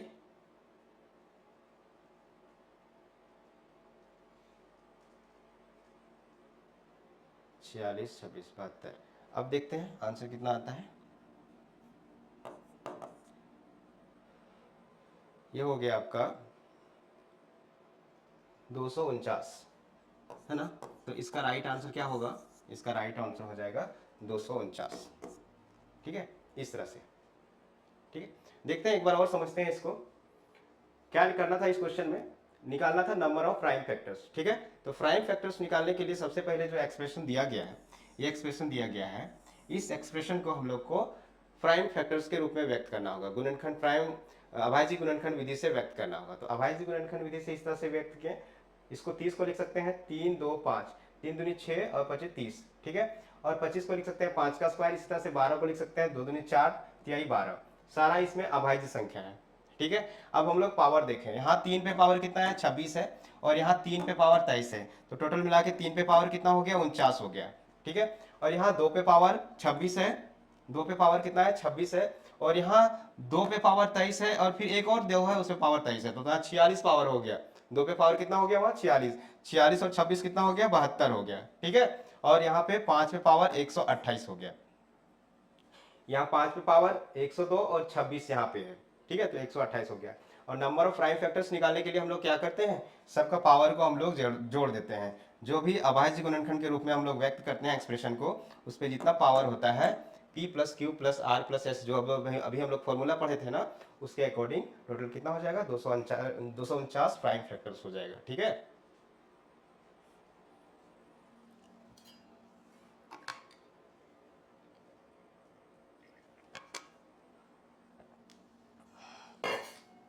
आगे बढ़ते हैं हम लोग, अगले क्वेश्चन को लेते हैं।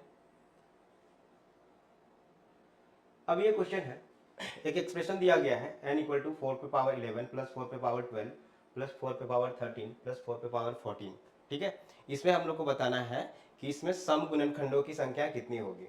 ठीक है, तो पहले इस एक्सप्रेशन को हम लोग अभाज्य गुणनखंड के रूप में व्यक्त करते हैं। तो इसके लिए क्या करना होगा हम लोग को, n इक्वल टू कितना दिया गया है, 4 पे पावर 11 प्लस 4 पे पावर 12 प्लस 4 पे पावर 13 प्लस 4 पे पावर 14।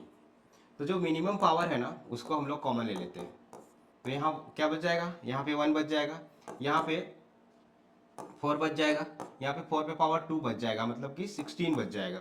यहाँ पे 4 पे पावर 3 बच जाएगा, है कि नहीं। 4 पे पावर 3 कितना होता है, 64 होता है। ये सबको हम लोग ऐड करेंगे तो ये क्या हो जाएगा, 5 16 21 और 64 85, 85 है ना। ना तो यही अभाज्य संख्या, ना ये अभाज्य संख्या है। अभाज्य गुणनखंड के रूप में इसको व्यक्त करना होगा। तो इसको क्या लिख सकते हैं, 2 पे पावर 2, माने कि 2 पे पावर 22 हो जाएगा यहाँ पे। ठीक है, 4 पे 11, 4 पे पावर 11 है तो 2 पे पावर 22 हो जाएगा। और इसको क्या लिख सकते हैं, 5 गुना 17, 5 गुना 17। ठीक है, अब देखते हैं अगर, तो ये सारा जो है वो क्या है, वो अभाज्य संख्या है। अभाज्य संख्या 2 अभाज्य संख्या है, 5 अभाज्य संख्या है, 17 अभाज्य संख्या, मतलब अभाज्य गुणनखंड के रूप में इसको लिख दिए।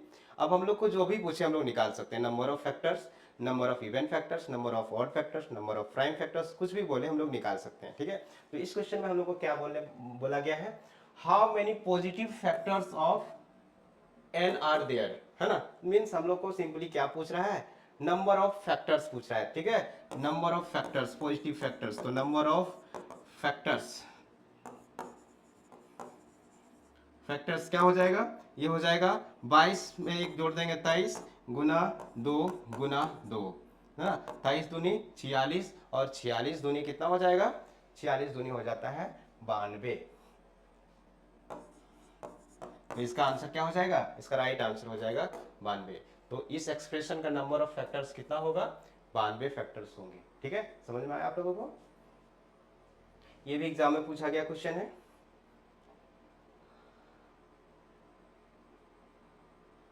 अब एक और क्वेश्चन है, इसमें total number of odd factors निकालना है। ठीक है, total number of odd factors, तो हम लोग कैसे निकालेंगे, सबसे पहले 360 को क्या करेंगे, अभाज्य गुणनखंड के रूप में लिखेंगे। 360 को कैसे लिख सकते हैं, 360 है,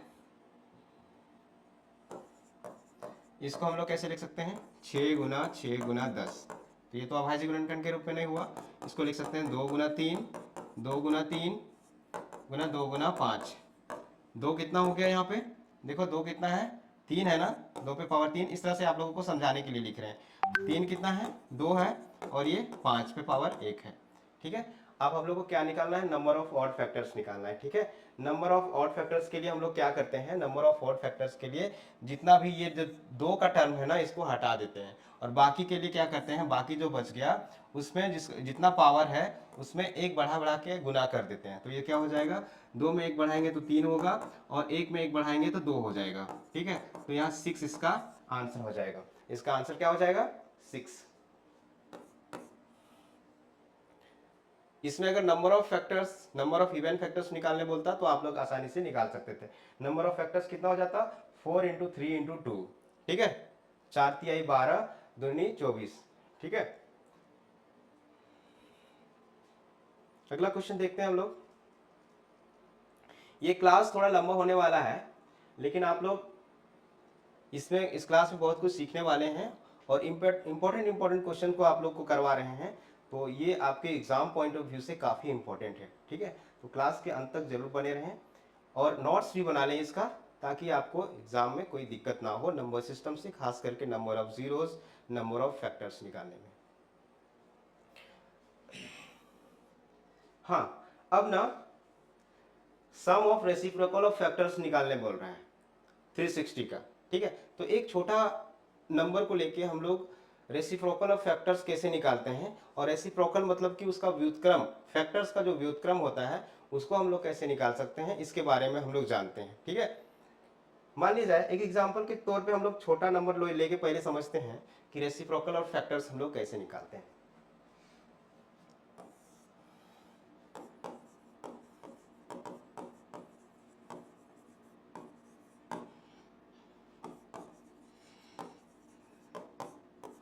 मान लीजिए 8 है, 8 के क्या क्या फैक्टर्स हो सकते हैं, क्या क्या फैक्टर होंगे 8 के, 1 2 4 और 8। सम ऑफ रेसिप्रोकल ऑफ फैक्टर्स, इसका मतलब क्या हो गया, इसका मतलब हो गया कि इसके जितना भी फैक्टर्स है ना उसको हम लोग पलट देंगे, 1/1 प्लस 1/2 प्लस 1/4 प्लस 1/8, और इसका जो सम होगा वही हम लोग को निकालने बोला गया है। हाँ, तो इसका अगर एलसीएम लेंगे तो ये एलसीएम कितना होगा, 8 होगा, और यहाँ पे अगर हम लोग देखें तो यहाँ पे 1 हो जाएगा, यहाँ पे 8 हो जाएगा, यहाँ पे 4 हो जाएगा, यहाँ पे 2 हो जाएगा, यहाँ पे 1 हो जाएगा। तो ये क्या हो गया, है ना, इसको अगर हम लोग ध्यान से देखें तो ये क्या हो गया, sum of factors divided by number, है ना, डिवाइडेड बाय नंबर। तो जब भी आपको रेसिप्रोकल ऑफ फैक्टर्स निकालने बोले तो आप ये फॉर्मूला याद रखिएगा, sum of factors divided by numbers. लेकिन सम ऑफ फैक्टर्स हम लोग कैसे निकालेंगे, ये भी एक समस्या है।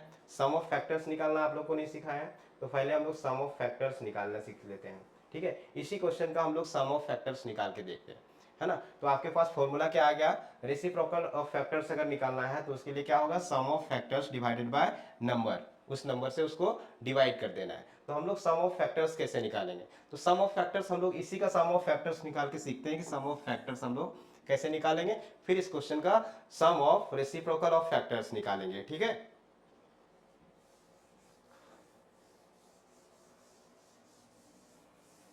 एकदम डिटेल में क्लास चलवा रहे हैं, एक क्रेश कोर्स है, लेकिन सारे पॉइंट को अच्छे से हम लोग सारे पॉइंट को अच्छे से डिस्कस कर रहे हैं। ठीक है, तो सम ऑफ फैक्टर्स निकालना सीखते हैं।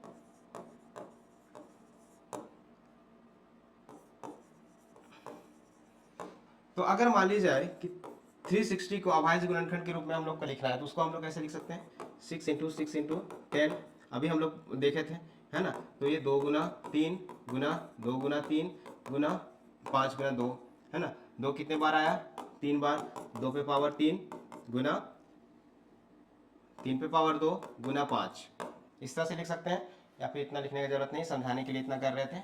यहाँ पे इसको अगर हम लोग लिख रहे हैं 2 पे पावर 3 गुना 3 पे पावर 2 गुना 5, ठीक है, इस तरह से इसका अभाज्य गुणनखंड के रूप में हम लोग व्यक्त कर दिए। अब सम ऑफ फैक्टर्स निकालने के लिए हम लोग क्या करते हैं, सम ऑफ फैक्टर्स निकालने के लिए क्या करते हैं देखते हैं। यहाँ 2 पे पावर कितना है, 3 है ना, तो हम लोग यहाँ पे सम ऑफ फैक्टर्स निकालने के लिए क्या करेंगे, 2 पे पावर 0 प्लस 2 पे पावर 1 प्लस 2 पे पावर 2 प्लस 2 पे पावर 3, जितना पावर है उतना तक हम लोग जाएंगे। ठीक है, और फिर इसको गुना किससे करेंगे, इसको गुना करेंगे 3 पे पावर 0 प्लस 3 पे पावर 1 प्लस 3 पे पावर 2। जीरो से शुरू होकर के जितना पावर है उतना पावर तक हम लोग जाएंगे। ठीक है, इसी तरह से 5 पे पावर 0 प्लस 5 पे पावर 1। ठीक है, अब इसको हम लोग सॉल्व कर देंगे और आपस में गुना कर देंगे। तो ये हो गया कितना, 1 प्लस 2 प्लस 4 प्लस 8, ये कितना हो गया 3 सॉरी 1 प्लस 3 प्लस 9, ये कितना हो गया 1 प्लस 5। ठीक है, इसको सॉल्व करते हैं, ये कितना हो गया 3 4 7 8 15, ये कितना हो गया 13, ये कितना हो गया 6। अब गुना कर सकते हैं इसको, 15 छक्का 90, 90 को 13 से गुना करेंगे तो 13 9 17 से इतना आ जाएगा 1170, है ना, ठीक से गुना किए ना हम लोग, 15 छक्का 90, है ना, और 13 9 17 से, तो इतना आ गया। सम ऑफ फैक्टर्स कितना आ गया 1170। ठीक है, सम ऑफ फैक्टर्स कितना आ गया 1170। अब हम लोग जानते हैं कि reciprocal, sum of reciprocal of factors, है ना, यहाँ पे निकालते हैं sum of reciprocal of factors, SORF short form लिखे, sum of reciprocal of factors. तो इसके लिए क्या होता है, sum of factors divided by that number, तो 117 0 बाय 360 ये हो जाता। ठीक है, ठीक है, तो ये हो जाता। तो इसको अगर हम लोग डिवाइड कर दें, 36 से भाग देंगे किसको, 117 को, तो तकरीबन कितना आएगा, 36 दूनी 72, 36 दिया 108, है ना, 3.25 आएगा आंसर। कितना आएगा 3.25, ये हो गया, है ना। What is the sum of reciprocal of all factors of 360, तो क्या होता 3.25 इसका आंसर हो जाएगा। ठीक है, इस तरह से आप लोग सम ऑफ फैक्टर्स और सम ऑफ रेसिप्रोकल ऑफ फैक्टर्स निकाल सकते हैं। ठीक है, रेसिप्रोकल ऑफ फैक्टर्स निकालने के लिए आपको क्या करना होगा, सम ऑफ फैक्टर्स निकालना होगा और उसको डिवाइड करना होगा नंबर से, जिस नंबर का सम ऑफ रेसिप्रोकल ऑफ फैक्टर्स निकालना है। हाँ, एक और क्वेश्चन आता है एग्जाम में कि कितना उसका फैक्टर है जो परफेक्ट स्क्वायर है, कितना उसका फैक्टर है जो परफेक्ट क्यूब है। तो उस तरह के क्वेश्चन को हम लोग कैसे हल करेंगे। यहाँ पे आपके स्क्रीन पे एक क्वेश्चन है, इसमें पूछा गया है, एक एक्सप्रेशन दिया गया है n equal to 2 to the power 9 into 3 to the power 7 into 5 to the power 4 into 7 to the power 3, that n is divisible by how many positive perfect squares, है ना। तो इसको कौन डिवाइड करेगा, जो इसका फैक्टर होगा। इनडायरेक्टली पूछा है कि इसका कितना फैक्टर्स होगा जो परफेक्ट स्क्वायर होगा। तो इस तरह के क्वेश्चन को बनाने के लिए क्या करेंगे हम लोग, जो भी पावर है ना, जो भी पावर यहाँ पे दिया गया है, जो भी पावर है इसको हम लोग 2 से डिवाइड करेंगे, हाँ, और उसमें एक एक जोड़ के आपस में गुना कर देंगे तो हमारा आंसर आ जाएगा। ठीक है, जैसे कि मान लीजिए कि यहाँ 2 पे पावर 9 है गुना 3 पे पावर 7 है, तो जब भी पूछे कि इसका कितना फैक्टर होगा जो परफेक्ट स्क्वायर है, तो उसके लिए हम लोग क्या करेंगे, इसके लिए यहाँ पे देखो 9 को 2 से भाग देंगे तो कितना आएगा 4 आएगा, 4 बार में कटेगा, है ना, 4 में 1 जोड़ देंगे तो ये कितना आ गया 5 आ गया। तो इसी तरह से अगर 3 का बात करें, 3 पे पावर कितना है 7 है, तो 7 को 2 से भाग देंगे, कितना बार में कटेगा 3, 3 में 1 जोड़ देंगे तो ये 4 आ गया। इसी तरह से अगर हम लोग 5 का बात करें, 5 पे पावर 4 है, 4 को 2 से भाग देंगे 2 आएगा और 2 पे 1 जोड़ देंगे, कितना आएगा 3 आएगा। इस तरह से इसका 3 में 2 से भाग देंगे, कितना बार में लगेगा 1 बार में, 1 जोड़ देंगे 2, है ना। जो पावर है उसमें 2 से भाग देंगे, वो कटे या ना कटे, जितना बार में कटे शेष को हम लोग को नहीं देखना है, और फिर आपस में इसको गुना कर देंगे। तो यहाँ पे आंसर क्या हो जाएगा 5 गुना 4 गुना 2 गुना 3, 40 तिहाई 120, 120 इसका आंसर हो गया। इसका मतलब क्या हुआ कि 120 फैक्टर इसका ऐसा होगा जो परफेक्ट स्क्वायर होगा। ठीक है, समझ में आया आप लोग को? जो ये पावर है उसको 2 से भाग देंगे और उसमें 1 जोड़ेंगे। फिर ये जो जो पावर है इसमें 2 से भाग देंगे और 1 जोड़ेंगे। जो इस पावर है उसको 2 से भाग देंगे और उसमें 1 जोड़ेंगे। फिर ये जो पावर है उसमें 2 से भाग देंगे, 1 से जोड़ेंगे, और जो रिजल्टेंट आ रहा है उसको आपस में गुना कर देंगे। तो हमको मिल जाएगा कि कितना उसका फैक्टर है जो परफेक्ट स्क्वायर है। ठीक है, इसका डिटेल क्लास भी करवाएंगे। अभी तो क्रैश कोर्स चल रहा है इसीलिए क्वेश्चन सॉल्व कर रहे हैं। तो इसका आंसर कितना हो जाता है? 120 इसका आंसर हो जाता है। ठीक है, अगला क्वेश्चन को लेते हैं।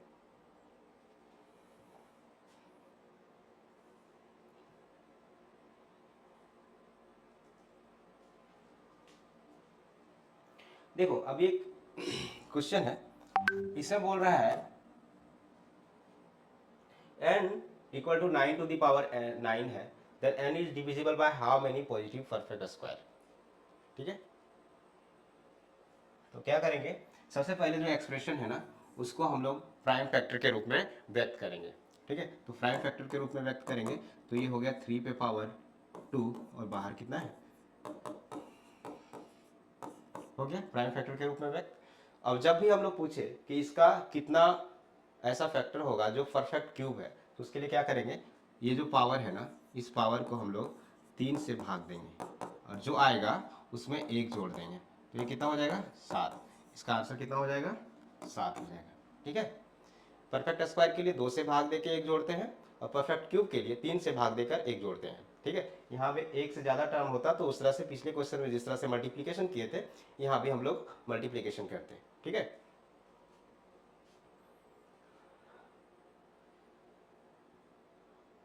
अब कुछ सीरीज से क्वेश्चन को करते हैं। ठीक है, सीरीज से क्वेश्चन आप लोगों को पता होगा कि अगर हम लोग 1 से लेके n नेचुरल नंबर को जोड़ते हैं तो क्या होता है, n इंटू एन प्लस 1/2। अब ऐसे कुछ लिख लेते हैं,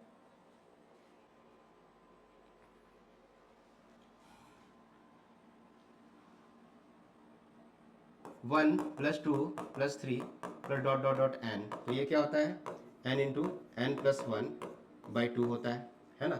इस तरह से 1 square + 2 square + 3 square + 4 square dot dot dot dot n square, तो ये क्या होता है, n into N plus 1 2n + 1/6 है ना। इसी तरह से यहाँ पे 1 का क्यूब + 2 का क्यूब + 3 का cube plus dot dot dot n का क्यूब है, तो ये क्या होता है, n इंटू एन प्लस 1/2 का होल स्क्वायर, ये होता है ना।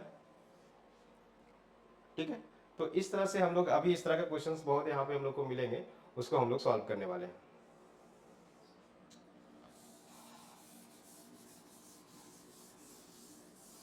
देखो यहाँ पे एक एक्सप्रेशन दिया गया है, 1 cube plus 2 cube plus dot dot dot 10 cube है ना। ये इसका वैल्यू कितना गया है, 3025। पूछा है 2 पे पावर क्यूब प्लस 4 पे power cube plus dot dot dot, ये इसका वैल्यू कितना होगा। ठीक है, तो यहाँ पे अगर हम लोग सब एक्सप्रेशन से 2 पे पावर क्यूब कॉमन ले लें तो यहाँ क्या बचेगा, यहाँ पे बचेगा 1 का क्यूब प्लस यहाँ पे बचेगा 2 का क्यूब प्लस 3 का क्यूब, इस तरह से 10 का क्यूब बचेगा, है कि नहीं, यही बचेगा। और इसी का वैल्यू हम लोग को ऊपर दे के रखा है, कितना दे के रखा है, 3025। तो ये 8 इंटू 3025, तो ये आंसर कितना हो जाएगा, 8 × 5 = 40, 8 दूनी 16 और 4 20 और 8, ठीक है, 24,200 इसका आंसर हो जाएगा, 24,200। सी ऑप्शन इसका राइट ऑप्शन होगा। ठीक है,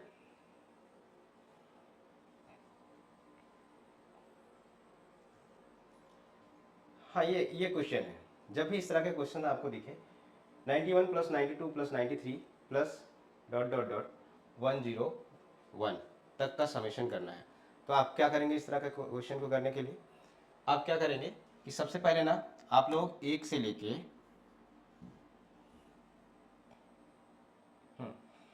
हो गया 1 से लेके 101 तक का सम निकाल लीजिए, है ना। तो ये सम कितना होगा, मान लीजिए कि इस तरह से लिखिए आप लोग 1 plus 2 plus 3 plus 4 plus dot dot dot 101। तो यहाँ नंबर ऑफ टर्म्स कितना हो गया 101। हम लोग जानते हैं ये क्या होता है n into N plus one. 101 गुना 102 बटे 2। तो ये 2 से ये 51 बार में चला गया, है ना। ये कितना आ जाएगा, ये आ जाएगा 51, है ना। अब हम लोग क्या करते हैं 1 से लेके 90 तक को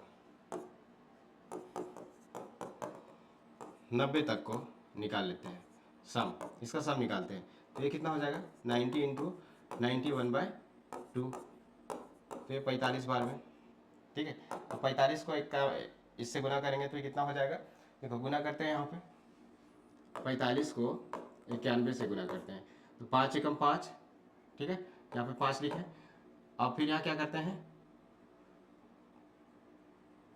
1 गुना 4, 4 और 9 पचे 45 और 4 49, 9 और 9 चौके 36 और 4 40, 40 95, है ना। 40 95 आया, यह आया 40 95। अब क्या करते हैं हम लोग को निकालना कितना था 91 92 93 से लेके 101 तक का सम निकालना था। तो हम लोग क्या करेंगे इसमें, ये क्या है 1 से लेके 101 तक और ये है 101 से लेके 90 तक का सम, ठीक है ना। तो ये इसमें इसको घटा देंगे तो आंसर कितना आ जाएगा 51 माइनस 40 95। तो ये आंसर कितना आ जाता है 1056।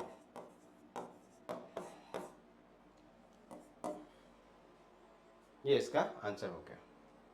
तो इस तरह से क्वेश्चन को आप हल कर सकते हैं जहां भी इस तरह का सीरीज आपको दिखाई दे। बहुत ही इजी क्वेश्चन था।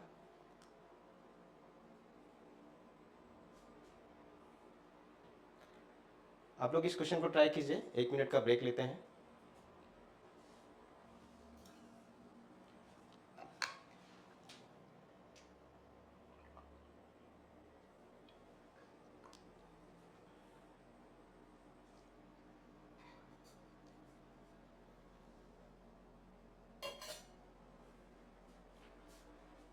हाँ, चलिए इस क्वेश्चन को सॉल्व करते हैं।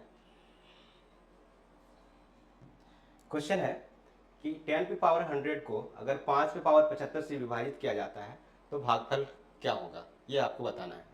हम लोग भाग करके देखते हैं कि 100 पे पावर कितना है 100 है और इसको डिवाइड कितना किससे करना है 5 पे पावर 75 से, ठीक है। 100 पे पावर 10 पे पावर 100 है, यहाँ पे 10 पे पावर 100 है और नीचे कितना है 5 पे पावर 75। तो इसको क्या लिख सकते हैं हम लोग 2 इंटू 5 पे पावर 100 और ये 5 पे पावर 75, है ना। तो ये 2 पे पावर 100 हो जाएगा इंटू 5 पे पावर 100 हो जाएगा और यहाँ 5 पे पावर कितना है 75 है। तो इस तरह से ये कितना हो जाएगा 2 पे पावर 100 इंटू 5 पे पावर 25, ये हो जाएगा इसका आंसर। इस तरह का आंसर ये है ऑप्शन में हमारे।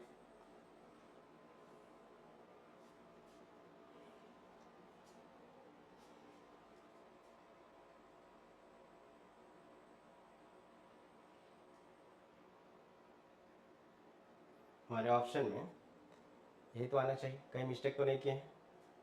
2 इंटू 5 पे पावर 100 है, ठीक है, और 5 पे पावर 75 से विभाजित किया जाता है तो भागफल क्या होगा, है ना।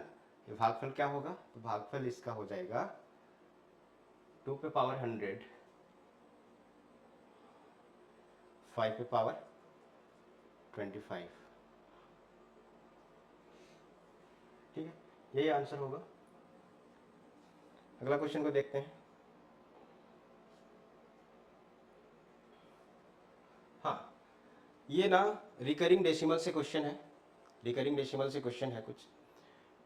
2.52 पे बार है, द नंबर 2.52 पे बार when written as a fraction and reduced to lowest term the sum of numerator and denominator, है ना। क्या है sum of numerator and denominator means क्या है कि जब इसको भिन्न के रूप में लिखा जाता है 2.52 पे बार को तो उसका अंश और हर का योग क्या होगा, अंश और हर का योग क्या होगा। तो हम लोग पहले इसको क्या करते हैं भिन्न के रूप में लिखते हैं। आप लोग को पता होगा कि इसको भिन्न के रूप में कैसे लिखते हैं।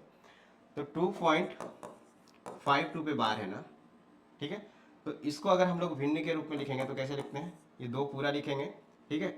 और ये 52 है, 52/99, जितना पे बार रहता है उतना हम लोग क्या करते हैं, यहाँ पे 99 लिखते हैं, है ना। 9 उतना बार होता है, ठीक है। तो अब ये क्या हो जाएगा, ये रिड्यूस होगा क्या, किसी से कट रहा है क्या, नहीं कट रहा है। तो 99 दूना कितना हो जाएगा, 198 और 52, इसको गुना करेंगे तो 198, 198 और 52 कितना हो गया, 350 बटे 99। इसको इस तरह से लिख सकते हैं,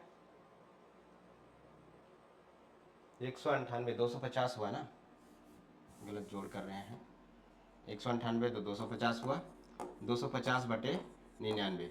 तो ये दोनों का जो है अंश और हर का सम कितना हो जाएगा, 250 प्लस 99, ये कितना अंश और हर का योग पूछ रहा है ना।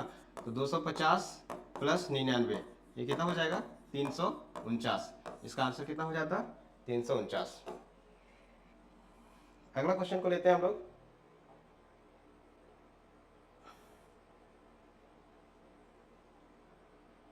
हाँ, क्वेश्चन है कि निम्नलिखित में से कौन सा प्रथम 25 प्राकृतिक संख्याओं के योग का एक गुणनखंड है। तो प्रथम 25 प्राकृत संख्याओं का योग कितना होगा, ये हम लोग पहले निकाल लेते हैं। जैसे कि प्रथम प्राकृत 25 संख्याओं का योग कितना होगा, 1 + 2 + 3 प्लस डॉट डॉट डॉट 25, है ना। यहाँ पे इसका सम कितना होता है, n into N plus one, N के जगह पे कितना है 25, तो 25 इंटू 26/2, यानी कि ये कितना आ रहा है 13, है ना। 25 इंटू 13 आ रहा है ना, मीन्स क्या है 13, इसका एक फैक्टर है तो 13 से डिविजिबल भी होगा, तो इसका राइट आंसर क्या होता है, 13 होगा।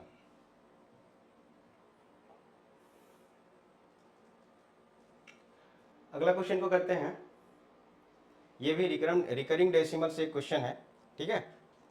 अब इसको क्या करेंगे, फ्रैक्शन में कन्वर्ट करेंगे और ऐड करके उसको 3 से गुना करना है। 0.11 पे बार प्लस 0.22 पे बार इंटू 3 का वैल्यू क्या होगा, ये हम लोग को निकालना है। तो इसको क्या करेंगे, पहले इसको फ्रैक्शन में लिखो, ये इसको फ्रैक्शन में लिखेंगे तो कितना हो जाएगा, 11/99, और ये कितना हो जाएगा 22/99, और इसको गुना किससे करना है, 3 से। तो ये एलसीएम अंदर का कितना आ जाएगा 99, और ये ऐड होके 33, ये 3, 33 तिहाई 99/99, आंसर कितना आ जाएगा 1 आ जाएगा, ठीक है।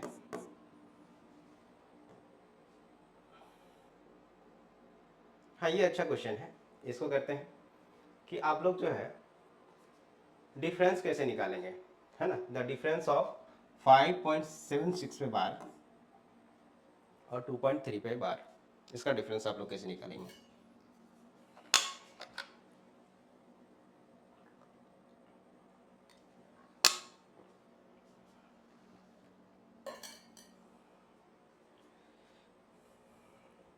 तो इस तरह का डिफरेंस निकालने के लिए हम लोग क्या करते हैं, पूरे टर्म को पूरा नहीं लिखते हैं, डेसिमल के बाद 5 डिजिट तक का लिखते हैं, ठीक है।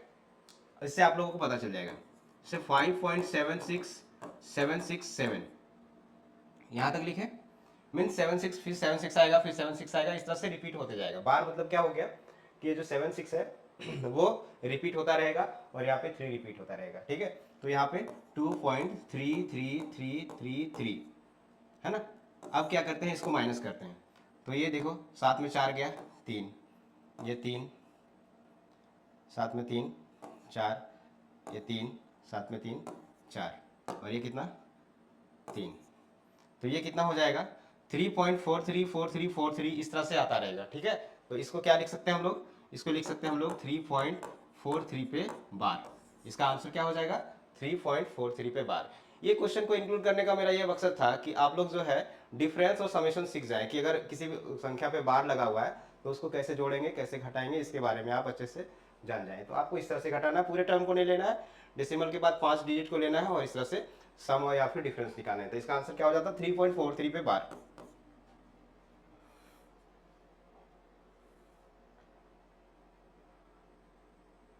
ये एक अच्छा क्वेश्चन है।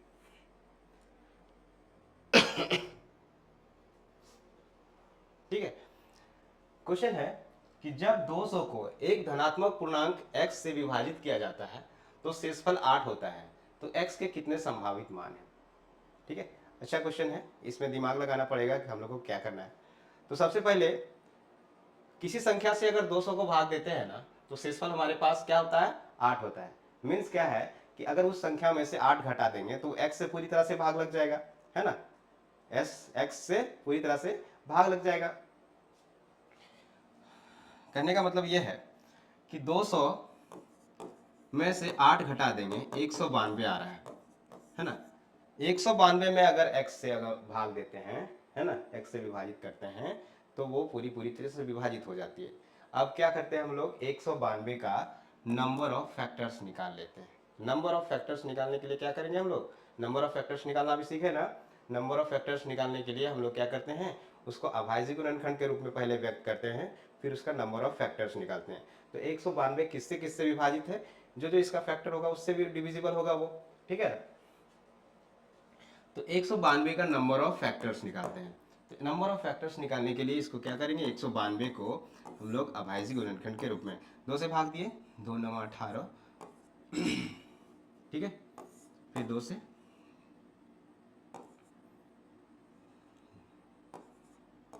फिर 2 से, फिर 2 से, ये समझाने के लिए कर रहे हैं ना, 2 से, फिर ये 2 से, इस तरह से लिख सकते हैं। 2 कितना बार आया यहाँ पे, 1 2 3 4 5 6 बार। तो इसको कितना, अगर इसको हम लोग लिख रहे हैं 2 पे पावर 6 इंटू 3, इस तरह से लिख सकते हैं, है ना। अब इसका हम लोग नंबर ऑफ फैक्टर्स निकालना है। नंबर ऑफ फैक्टर्स मतलब इसका कितना फैक्टर्स होंगे, तो ये होगा 7 गुना 2 यानी कि 14 फैक्टर्स हो गए। इसके फैक्टर्स कितने होंगे, 14। मतलब 192 जो है, x जो है वो 14 वैल्यूज नहीं हो सकता। अभी हम बताएंगे क्यों नहीं हो सकता है। Number of factors, total number of factors इसका कितना आ गया, 14 आ गया। लेकिन इसका जो है रिमाइंडर 8 आने के लिए, 200 में भाग देने के बाद रिमाइंडर 8 आने के लिए क्या चाहिए हम लोग को, वैसे फैक्टर से भाग देना होगा जो 8 से बड़ा हो। सॉरी, वैसे फैक्टर से भाग, रिमाइंडर 8 आने के लिए वैसे फैक्टर से हम लोग को इसको भाग देना होगा जो 8 से बड़ा हो। 8 से छोटा रिमाइंडर से अगर हम लोग, 8 से छोटा फैक्टर से अगर हम लोग भाग देंगे तो रिमाइंडर 8 नहीं आएगा, 8 को भी वो काटेगा, ठीक है ना। इसीलिए अब हम लोग जितना भी फैक्टर्स इसका 8 से छोटा है उसको हम लोग लिख लेंगे। तो फैक्टर्स स्मॉलर देन 8, 8 से छोटा, 8 से छोटा इसका कौन कौन सा फैक्टर होगा। देखो ये किससे किससे कट रहा है, 1 से कट रहा है, 2 से कट रहा है, 3 से कट रहा है। देखो डिजिट सम इसका देखते हैं तो 12 आ रहा है, 3 से कट रहा है, 4 से कट रहा है क्या, 4 चौक 16, 4 8 32, 4 से भी कट रहा है, 8 से कट रहा है क्या, 8 दूनी 16, 8 चौक 32, 8 से भी कट रहा है ना। तो कितना फैक्टर्स हो गया, 1 2 3 4 5। और किसी से कट रहा है क्या, ये 6 से कट रहा है क्या, 6 से, 6 3 18, हाँ 6 से भी कट रहा है, 6 से भी कट रहा है और 8 से भी कट रहा है ना, ये सबसे कट रहा है। तो 8 से, 8 या 8 से जो छोटा है फैक्टर्स उसको हम लोग को घटा देना होगा, क्योंकि रिमाइंडर हम लोग को कितना लाना है, 8 लाना है, ठीक है ना। 200 में भाग देने पे रिमाइंडर कितना आना चाहिए, 8 आना चाहिए। तो अगर हम लोग 1 2 3 4 6 8 से भाग देंगे तो रिमाइंडर 8 नहीं आएगा, ठीक है ना। इसीलिए ये सारे फैक्टर्स को हम लोग को घटा देना होगा। तो 14 में से कितना फैक्टर्स हो गए, ये 6 फैक्टर्स हैं जो कि 8 से छोटा है, 8 या 8 से छोटा है, तो ये 6 फैक्टर को घटा देंगे। तो 14 में से 6 घटा देंगे तो आंसर कितना आ जाएगा, 8। तो इसका राइट आंसर क्या होगा, 8 होगा, ठीक है। क्वेश्चन आप लोग समझे, एक बार और इसको समझा देते हैं, ठीक है। सेम टाइप ऑफ क्वेश्चन एक और लिए हुए हैं तो उसको करते हैं तो आपको और अच्छे से समझ में आ जाएगा, ठीक है।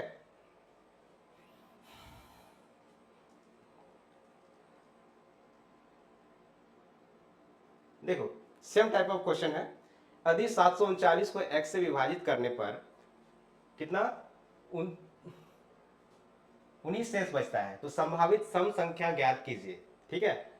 सम संख्या ज्ञात करना है, ठीक है। यहाँ पे क्या है, वहां पे कोई भी संख्या ज्ञात करना था, यहाँ पे क्या निकालना है, सम संख्या। इससे पहले वाले क्वेश्चन में क्या था, इससे पहले वाले क्वेश्चन में पॉजिटिव इंटीजर हम लोग को निकालना था, ठीक है। इसमें क्या है, इसमें हम लोग को संभावित सम संख्या निकालना है ना। तो हम लोग को इसमें क्या निकालना होगा, नंबर ऑफ इवन फैक्टर्स, है ना, सम गुणनखंडों की संख्या हम लोग को निकालना होगा, ठीक है।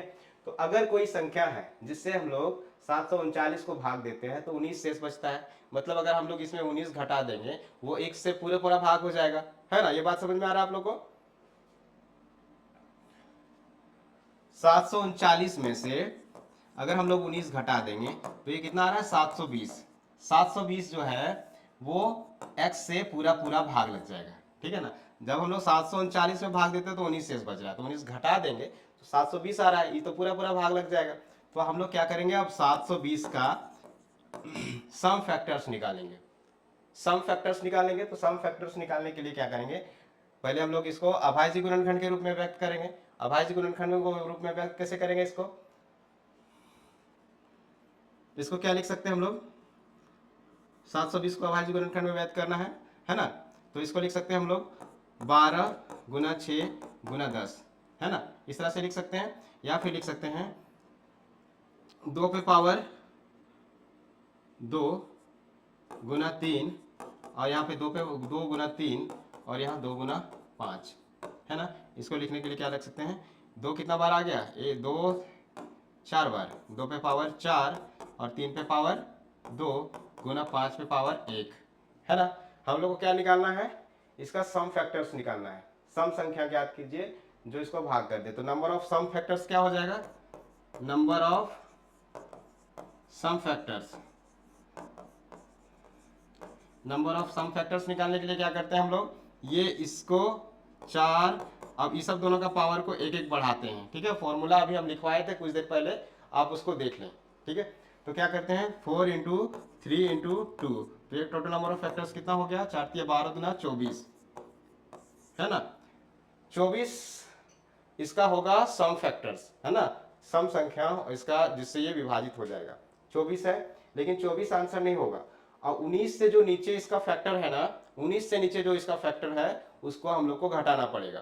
तो अब देखते हैं 19 से नीचे इसका कौन कौन सा फैक्टर है, ठीक है। 720 का कितना फैक्टर है जो 19 से छोटा है, 19 से छोटे फैक्टर से अगर इसको भाग देंगे तो 19 शेष हम लोग को नहीं प्राप्त होगा, ठीक है।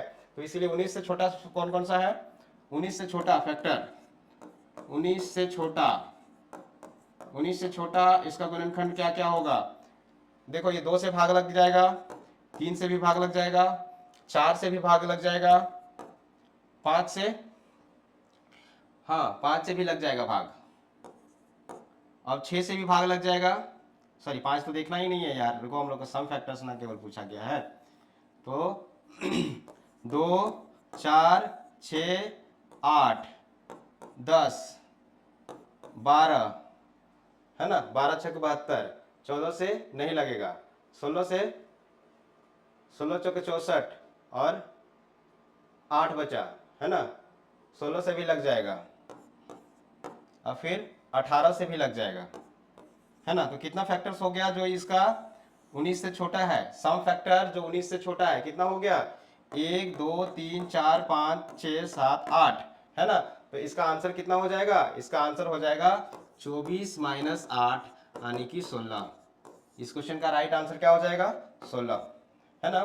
सबसे पहले क्या है, इस तरह के क्वेश्चन को सॉल्व करने के लिए हम लोग क्या करेंगे कि जिस संख्या से हम लोग भाग दे रहे हैं, है ना, उसमें अगर मान लीजिए 739 में x से भाग दे रहे हैं तो जितना शेष बच रहा है उसको घटा दे रहे हैं, मतलब x से 720 में पूरी तरह से भाग लग जाएगा।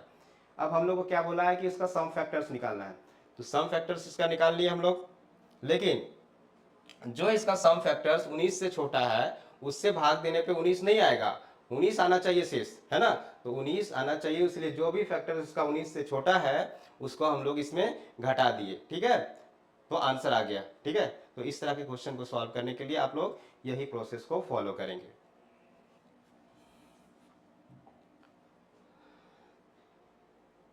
लास्ट क्वेश्चन है मिसलेनियस टाइप ऑफ क्वेश्चन, थोड़ा सा ये चैप्टर में कहीं हमको मिला था तो इसलिए हम इस क्वेश्चन को शामिल कर दिए। यदि एक गेंद 500 मीटर की ऊंचाई से फेंकी जाती है, गिराई जाती है, और जमीन पर गेंद अपनी प्रत्येक अंतिम उछाल का 4/5 बार उछलती है ना, 4/5 बार उछलती है, तो रुकने तक गेंद की तय गई दूरी। इंग्लिश में क्वेश्चन को पढ़ते हैं।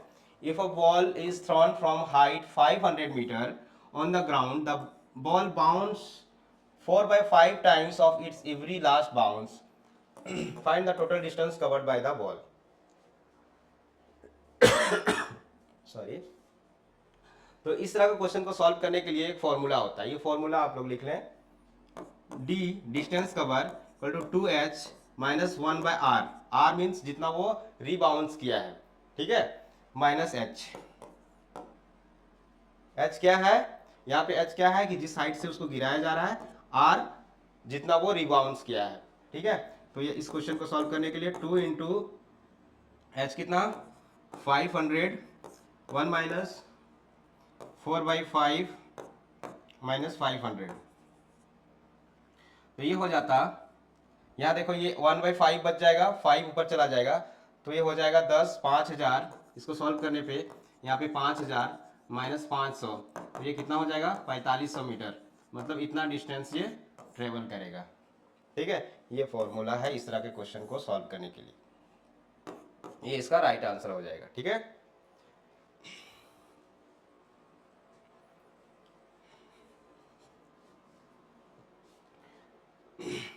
तो ये हो गया आज का 20 क्वेश्चन का प्रैक्टिस, बहुत ही डिटेल में क्वेश्चंस को करवाए हैं।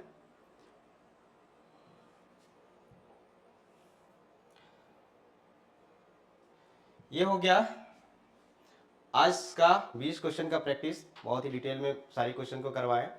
क्लास थोड़ा लंबा हो गया, आप लोग कमेंट सेक्शन में जरूर लिखें कि कैसा लगा आज का क्लास, और अगर आप नंबर सिस्टम से किस किस टाइप के क्वेश्चंस को का प्रैक्टिस करना चाहते हैं वो भी आप लोग लिखें, ताकि अगला क्लास में जो है वो सब क्वेश्चन को हम अपने 20 क्वेश्चन में से शामिल कर सकें, ठीक है। तो आपका कमेंट बहुत मायने रखता है, आपका रिव्यू बहुत मायने रखता है कि किस तरह का पढ़ाई करवाना है, कैसा क्वेश्चन करवाना है, किस किस टॉपिक से क्वेश्चन करवाना है, और किस टॉपिक में आपको डाउट है ये भी लिखें, ठीक है, ताकि ज़्यादा से ज़्यादा क्वेश्चन हम आप लोगों के लिए लेकर आ सकें, ठीक है। Thank you for watching. आप लोग प्रैक्टिस करते रहिए और इसी तरह से हमारे चैनल पे बने रहिए, ताकि आपको अच्छी अच्छी जानकारियाँ मिले, आपकी तैयारी और अच्छी हो सके। बहुत बहुत धन्यवाद आप सबों का।